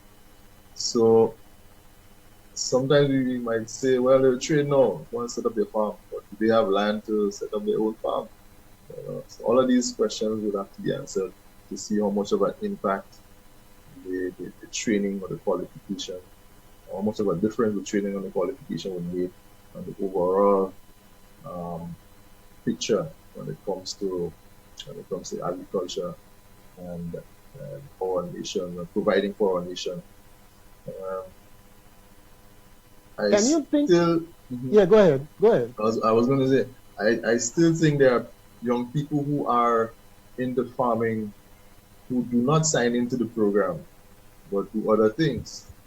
I remember some weeks ago, a young man came up to me in college to sign up for, not to sign up, to sell a bottle of honey. I was looking at him and thinking, oh, this is interesting. Asking what program he's in. He's in the natural sciences. So he was doing things like chemistry and maths and physics, but not farming. But he's been into beekeeping for a while. So you do have students and young people who are doing other things that are into farming as well. So they may not necessarily go into the farm school, but they're still getting trained somehow, perhaps training by experience or getting trained firsthand by the professionals themselves. Well, Mr. Ambrose, I believe you did mention that young man to me in a previous conversation. I did. And okay. Yes, you did mention that young man to me, and that is a young man I want to have a conversation with. Because you see, I believe it's important. As I saw, there was a video that was making the rounds just recently. A young lady, she was making an issue about agriculture, and it wasn't specific to a Grenada situation. It was a little African youth, and she put up a picture. I think there was a book or a brochure, whatever, and it had a picture of the farmer, and the farmer was an elderly, an elderly lady and so on, and stuff like that. And she was saying they need to make agriculture sexy, right? Essentially, the point she was making is that if you are going to induce young people to get into agriculture, when you're doing an agricultural promotion, it should have a young person, with the looking vibrant and energetic and so on, rather than a elderly over the hill person like me, as a selling point to get young people into farming. What do you think of such a philosophy? I think that's a valid point. We cannot overlook the contributions that the senior farmers have made and continue to make. But we want to attract the younger people into farming. So we should provide visuals that would put into their minds that, hey, I should get into this field. You said the young lady suggested a younger person in the video or in the poster or whatever. Yeah. Not only that, farming, agriculture incorporates the use of a lot of technology. So one of the things that a lot of young people have been that have made a lot of young people averse to farming and agriculture is that they think that you don't use technology, you still use your manual tools, your cutlass, your fork, and things like that. And obviously we still use them, but agriculture incorporates the use of a lot of technology. And then there are other aspects to agriculture that do not necessarily include the labor aspect of the field, the labor aspect of agriculture itself. So it's not just about planting and bringing some animals in the field and feeding them or milking cow and all of that. Agriculture is so broad. As you know, if you were to take it in, that there are different things, different contributions that people could make in that industry apart from the labor part of it. But we still need to do the labor part, though. Yeah. You can't get away from that. You can't get away from that totally. No, you can't get away. So yeah, post with young people or videos. There was I don't know if you've seen that. There was a video circulating on social media a couple of months ago of a young lady from Petit Martinique, and she was showing her project. I forget what it was she was growing, but anyway, I was really impressed. A young lady dealing with farming, and not just in farming, but not on the mainland, Petit Martinique, and the comments were all positive about that young lady and her project. I just forgot her name now, but people were so pleased, so impressed. So I hope that gave other young people the motive to go and start their own thing in terms of farming. They start small and let's see what happens from there. But things like that, other young people, other young farmers who show that they're enthusiastic about farming, that to get others into the field. Definitely so. There's two things that you have to share with us before you leave. Music enthusiast and the tour guide. We've spoken about you being an author and education developer. I ain't get into sports fan because a lot of us are sports fans in one way or another. Yeah, the farming. Music enthusiast. Tell us about that. Yeah, just listening to music, or are you an instrumentalist? I listen to music. I like listening to music. I listen to a lot of music. My computer is just full of music. It helps that I have a friend who's a DJ, so he shares his music with me. Okay. When I was in college, I used to buy a lot violin in the United States. A group of us would go out into the town or the mall and whatever. So the girls would buy the magazines, and we fellas would buy CDs. So over the years, I stocked up with a lot of CDs. Stocked up quite a bit of CDs. Man. But now, of course, it's all electronic, so I have a lot of music players on my computer. So I listen to different genres, Caribbean music, talking about soca and calypso and reggae. Zouk, I listen to a lot of Zouk out of the French Caribbean. I do listen to salsa as well. Sometimes some Afro beats.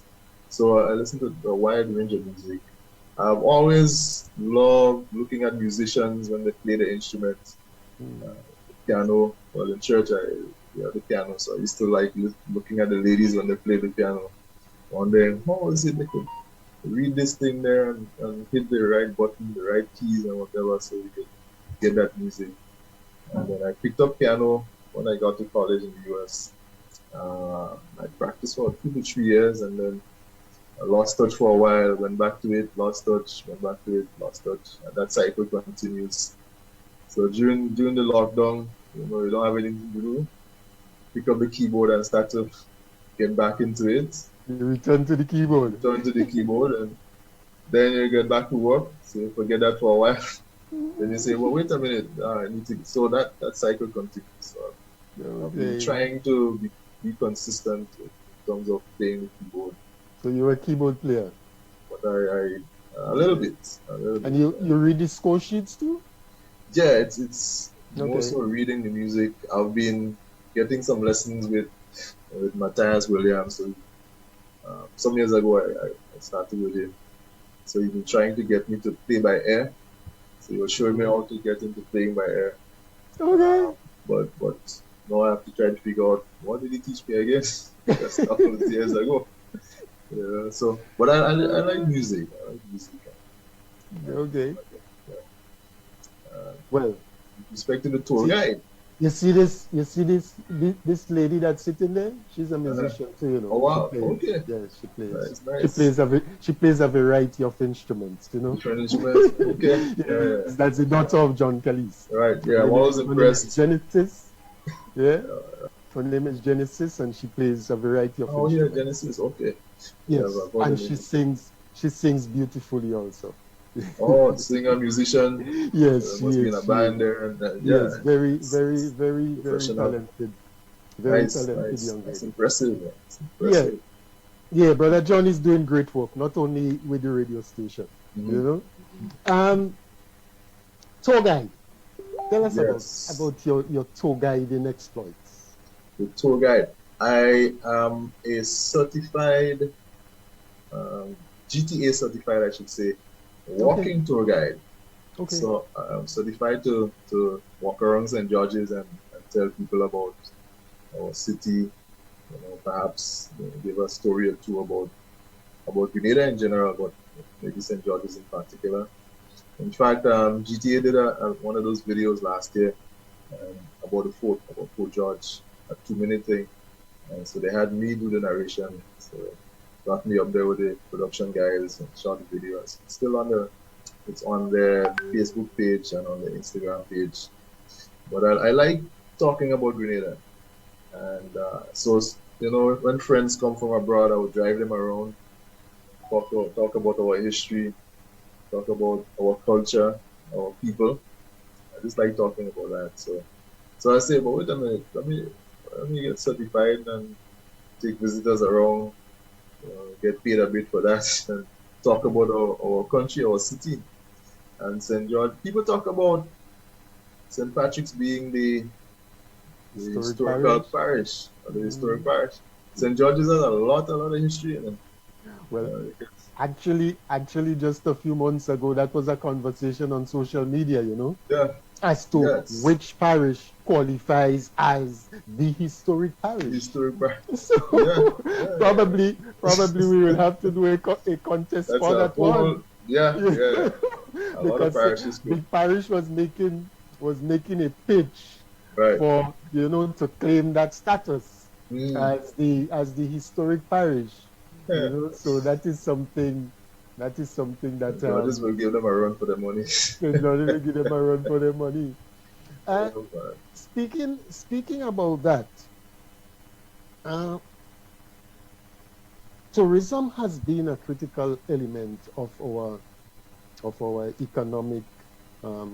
economic foundation for a few years now, and there are different elements to our tourism product.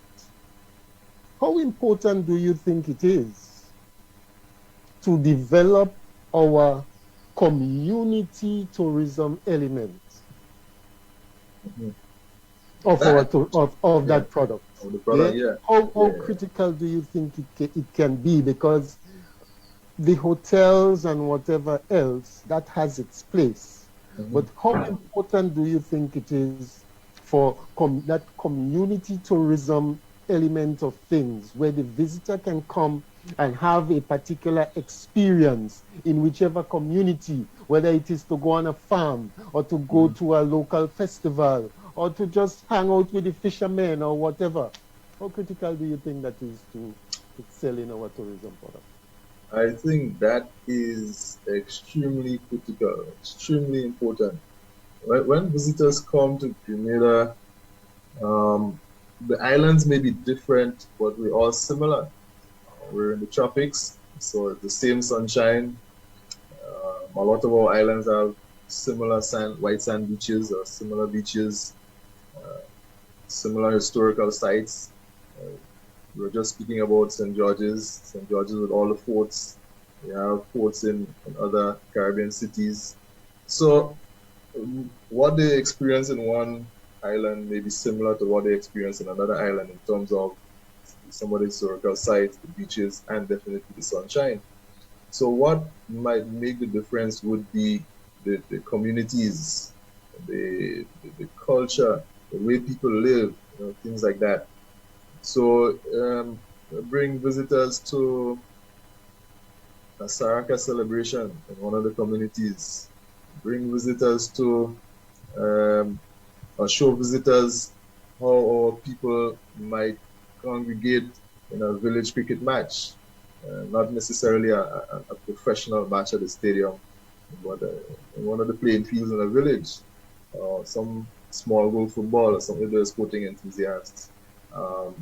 Take them to a local play, a school, see how schools operate, primary school, secondary school, things like that. The other day, I think it was this week, maybe yesterday, there was career day at one of the few schools. That would have been a nice case for visitors to see how we educate our children, even the toddlers, as we begin to show them how the little children think about the careers, the professionals, what they want to be. It doesn't mean that they really want to be that, but for today, they probably want to be a police officer. Tomorrow, the same person might want to be a doctor, but that makes no difference. But it'll be nice for the visitors to see how we live. A lot of times, I think visitors are kept in isolation. They're in an all-inclusive resort. Maybe they don't want to go out, that's what they want. But hopefully they have the option of visiting the different communities to see how Canadians live like Canadians. So there's so much that we could offer. I always think that we have great sites, the ports, the lake and things like that, but the way that they are offered or presented right now, it's quite boring. So I'm a visitor, I go to Granitang Lake. Okay, nice body of water in the middle of the forest. So what now? What next? We gotta do something to make the presentation more interesting. Whether it's they're doing some great things at the Annandale Waterfall, that company there. Whether it's the lake or the fort, even the fort. I remember I was in St. George's one time when a cruise ship was in, and a couple of Germans asked me about the fort. For George. So she asked me, what is there to do at the fort? And I was struggling to answer, what is there to do at the fort? Take some pictures, there isn't a museum. Yeah, you could go and from the fort see other views around all over St. George's. But what about the fort itself? No museum or anything like that. Maybe a dance troupe could perhaps perform some cultural dances or something. But we'll find perhaps more of that in the villages. But the community tourism is important, and it would boost the product a lot more than just taking people to a site here and a site there, and then take a few pictures and so on.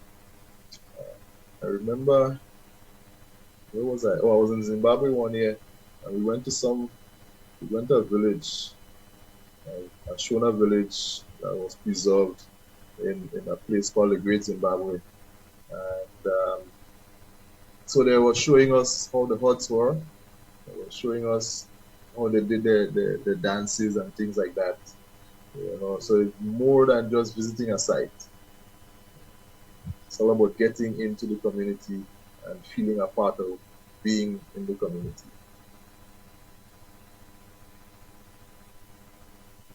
So wait, just a minute here.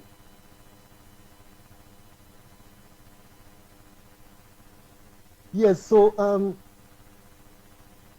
we have you mentioned, yeah, that's what I was going to ask you. It almost eluded me. You mentioned about some works that's taking place at Annandale. Yes.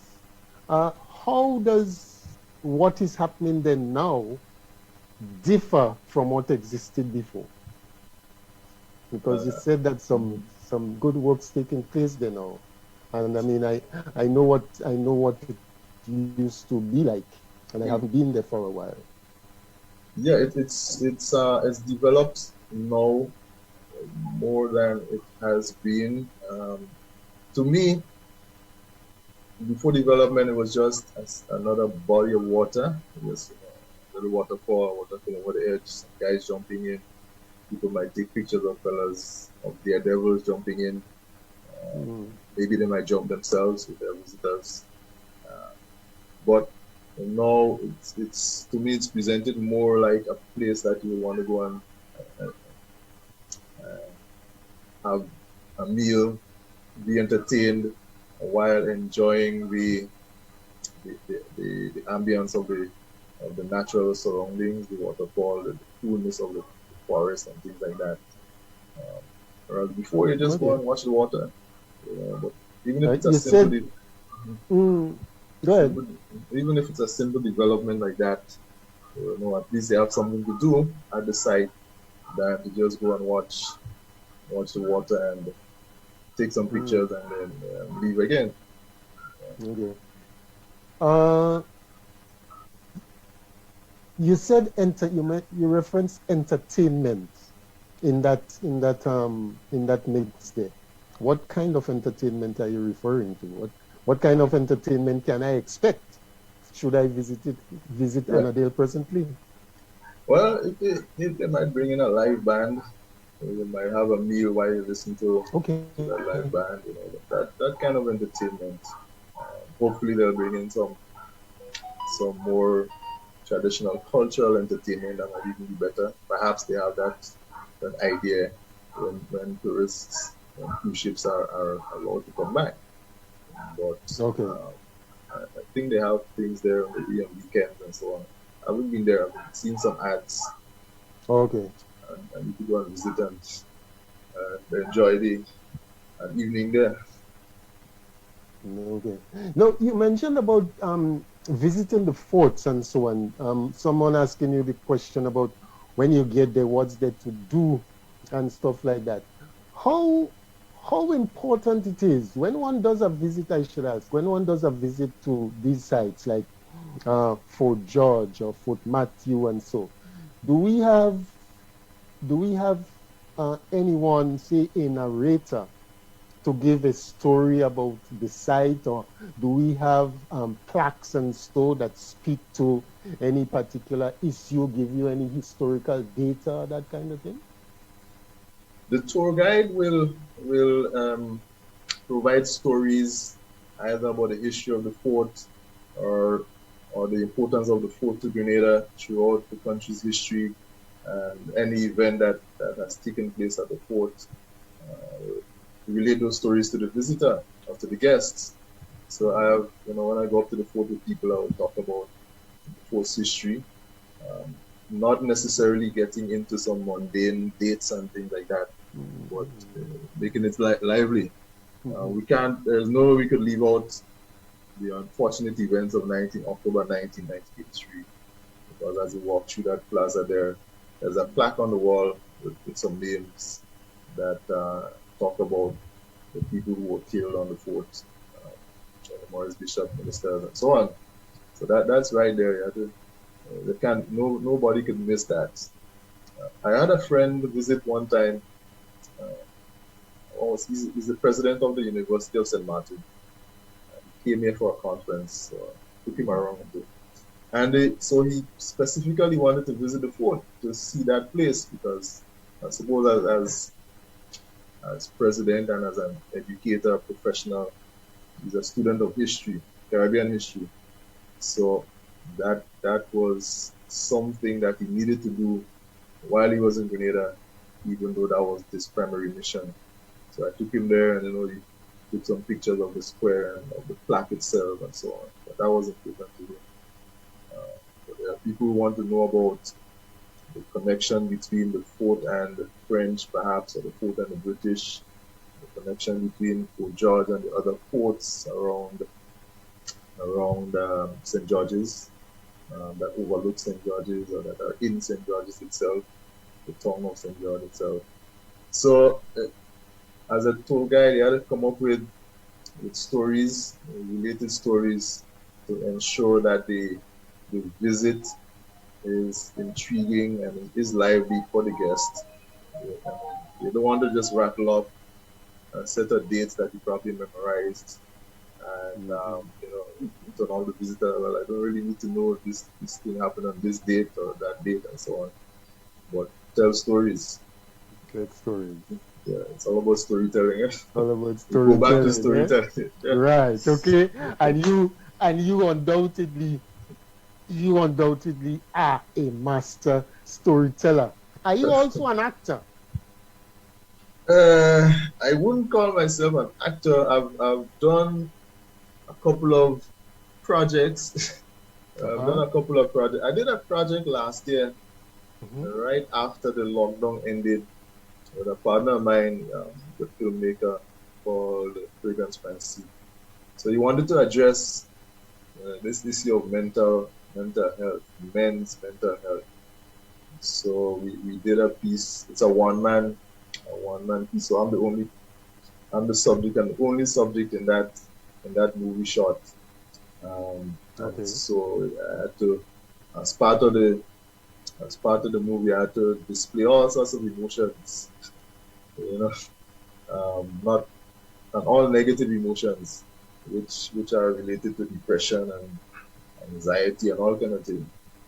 Until in the end, whatever the character was thinking got him at that moment out of thinking about jumping into the sea and then just walking off. So, I would like to live, think about other family members and life in general. So forget that. I'm not jumping over there. Let me head back home. But it was that particular one was a piece that could have been draining emotionally because they had to try to tap into all the perhaps bad experiences that you had to make it look like if you're actually suffering from that mental illness. And that's a serious thing that a lot of people, they're focusing on men. A lot of men experience mental illness that nobody knows about, and nobody can even detect because they go around looking like normal, joking around, smiling, hanging out with people, but deep inside, struggling. And so I think, when was his name? That actor killed himself, Robin Williams. And perhaps a lot of people started to take notice. Hey, because Robin Williams was a comedian, seemed lively, jovial. That could never happen to him. But you sure, Robin Williams? So that experience there maybe brought to the fore what a lot of men go through. Yet nobody talks about it. Nobody really talks about it, and nobody really detects that they're going through that. So perhaps men are master disguisers, disguise their emotions. We're very good at that. And the title of that was what? My Thoughts? Mad Thoughts. Mad Thoughts. Yes. Mad Thoughts. Mad Thoughts. Oh, so all kind of thoughts. Okay. So there are some segments in the film where you have the character contemplating suicide. I think there was a shot where he was thinking about hanging himself. There was a shot where he was thinking about using a cutlass on himself or a knife to cut wrist, and all of that before jumping into the sea, and different ways in which he thought about escaping all of that, all of those mad thoughts. But in the end, something came to mind that made him change his mind. Did you say okay? Yeah,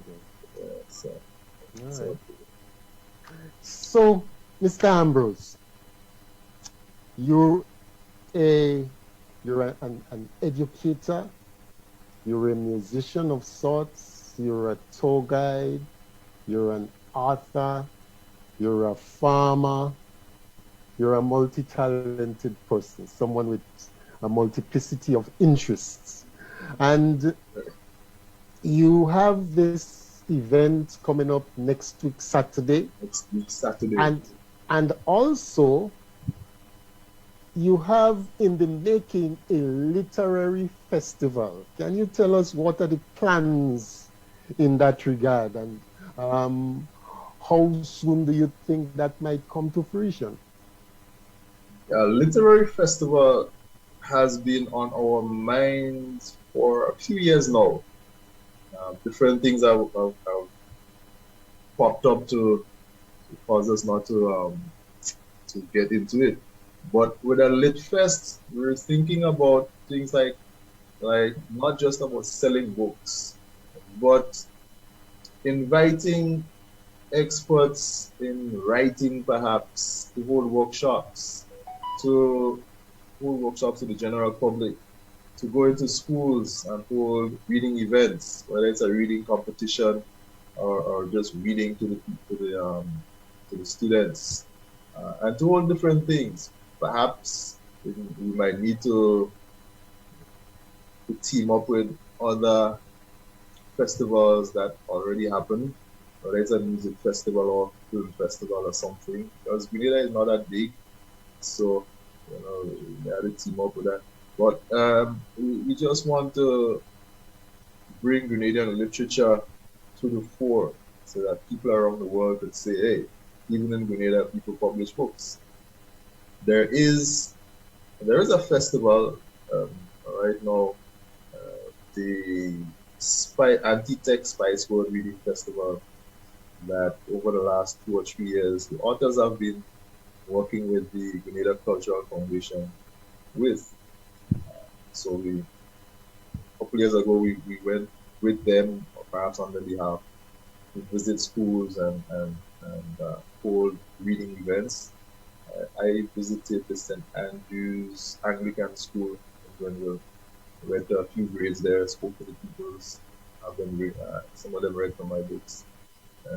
Other authors went to other schools, from preschool to secondary school. So a Lit Fest would be a good thing for Grenada. It could be, once it's well planned and properly developed, could be an integral part of the tourism calendar, just like some of the other festivals. But it's something that other Caribbean territories have. St. Martin has the St. Martin Book Fair. I think that's coming up in June. Trinidad just had the Bocas Lit Fest, I think it was last month. Cuba has the Havana thing, Havana Book Festival, the Book Fair, Havana Book Fair. Jamaica has a couple. So different territories have book festivals. Dominica has one as well. Anguilla has a lit festival, but we don't have a lit festival. So we need something like that. And with so many Grenadians publishing now, I feel the time is right for Grenada to have a lit fest. So I don't know, maybe within 2 or 3 years, we could have to start small. We could have something small and then see how that will grow. Okay, well, that's quite a bit. We've learned quite a bit from you here, and I'm certain that with the interest that I see that's been generated from our viewers here this afternoon, that people would have picked up quite a bit and would have felt it worth the while to listen to you here this afternoon, Mr. Ambrose. So before you leave us, can you just take us back to where we started? We started Big Book Bash in Big Parish, May 29. Big Book Bash, yes. Invite people to come out to the Big Book Bash next week, Saturday. So yes, Grenada, so on the 29th, next week, Saturday, all day, we'll be in downtown Grenville, Grenville Car Park. And I'll be there, obviously, with my 3 books. Then there'll be a lot of other Grenadian authors. I can call some names like Ronald and Twine, Rita Olivetti. Rita used to be an OECS judge. Maureen St. Clair. Who else? Roger Bayer. Roger Bayer is the one with the autobiographical story, the Vietnam story. I know Mr. Bayer. You know Roger? Okay. Yeah, he was a national cyclist as well. So yeah. Michelle Sabrina Alexander will be there with her autobiography as well. Amy Jones from St. Andrews will be there. Camille John. Errol Samuel has a book called Scandal in the Family. Bringing a romantic thriller by Karen Stead. Imagine Grenadians writing romance. So that's a nice romantic thriller as well. So a lot of books. Esther O'Neill, an educator. We used to work together at MCC. She's retired now. So she has a couple of books, so she'll be there with her books. And there might be other books there, even if the people aren't there. Amanda Jack, who lives in Carico, she wouldn't be there, but I have her books. So her books will be on sale as well. And it's not just about selling books. It's about meeting people. So, and especially students. So students would come to Grenville to meet a real life Canadian author.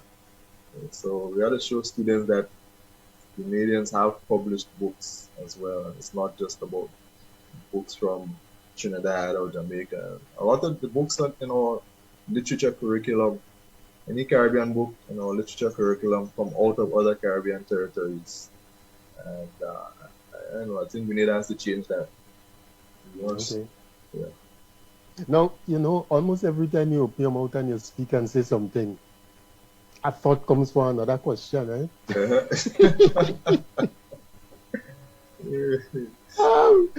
you mentioned, the issue of students and stuff like that. What advice would you give to students who has who has the intention or who would like to become a writer? Mm-hmm. What advice would you give to them? The main advice is to read a lot of books, and read books on subjects that you are interested in. A lot of times we tend to write on subjects that we're interested in. So that's why I started with White Spice, because that's the genre that I used to read a lot of back in the day. So I stuck with that. But reading is the most important thing when it comes to trying to develop their writing skills. So you can see how authors write, and you can see their writing style, see how they use the language, how they put the language together, and things like that. Especially if you intend to write using Canadian Creole English. And Canadian Creole English or any Caribbean Creole English is not standard. So the Creole English of St. George's will be a bit different from the Creole English of Sautez, yeah. Sautez, So we have to make sure that we come up with a type of Creole that we think would place the character in a particular speech community. But reading, so read other people's books, and that would help with the writing. Okay. You say that the first book that you wrote, it was, that was the kind of genre that you used to be reading a lot. Mm-hmm. I used to like them too, those detective stories and those espionage. Mm-hmm. Spy stuff. Yeah, I used to like to read them spy stuff. Yeah, a lot. That's what we used to read at GPSS. A lot of those books. Yeah. The Frederick Forsyth and them thing they going back there. Yeah, we used to like to read them thing back there. So as we close for the afternoon, any final words that you want to leave with us, Mr. Ambrose? Well, I am really grateful that you gave me the opportunity to join you this evening. I enjoyed the conversation. Great conversation. We touched on so many subjects. I just want to encourage people to read a lot, young people especially, to read a lot. And people might be surprised that we have so many Grenadians who write, so many Grenadians who live in Grenada and who write and publish. There are a lot of Grenadians who live abroad who publish. You might think of the Jacob Ross, who's in England, and Dr. Merle Collins, who's also abroad in the United States, I think, and others. But there are a lot of Grenadians who publish in Grenada, and a lot of young people as well. Soon we're gonna see. I spoke with a lady last week whose son is 8 years old. He published a book. I think she has it up that she's going to start marketing it soon. So, you're never too young to publish, and you're never too old to publish, even if it's publishing for the first time. So check out our work. All my books are on Amazon. That Time in Bogles, Carico Tale is on Amazon. Zone 1 is on Amazon, both in Kindle and paperback. White Spice is on Amazon, but only in paperback. other Grenadians have their books on Amazon as well.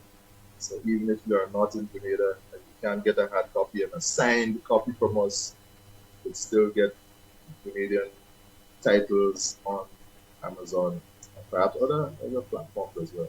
Amazon is where people go buying books. So thank you for having me this afternoon. Really enjoyed it. Well, thank you very much, Mr. Ambrose. You know, and maybe it's a good thing that Mr.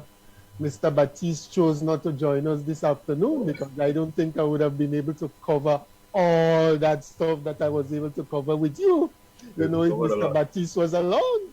So maybe God just has a way that he works things out. Yeah, because he and I crossed paths in GBSS. When he was a student, okay. I was a teacher as well, although I never taught him. Okay. Yeah. So thank you very much for accepting the invitation to be here.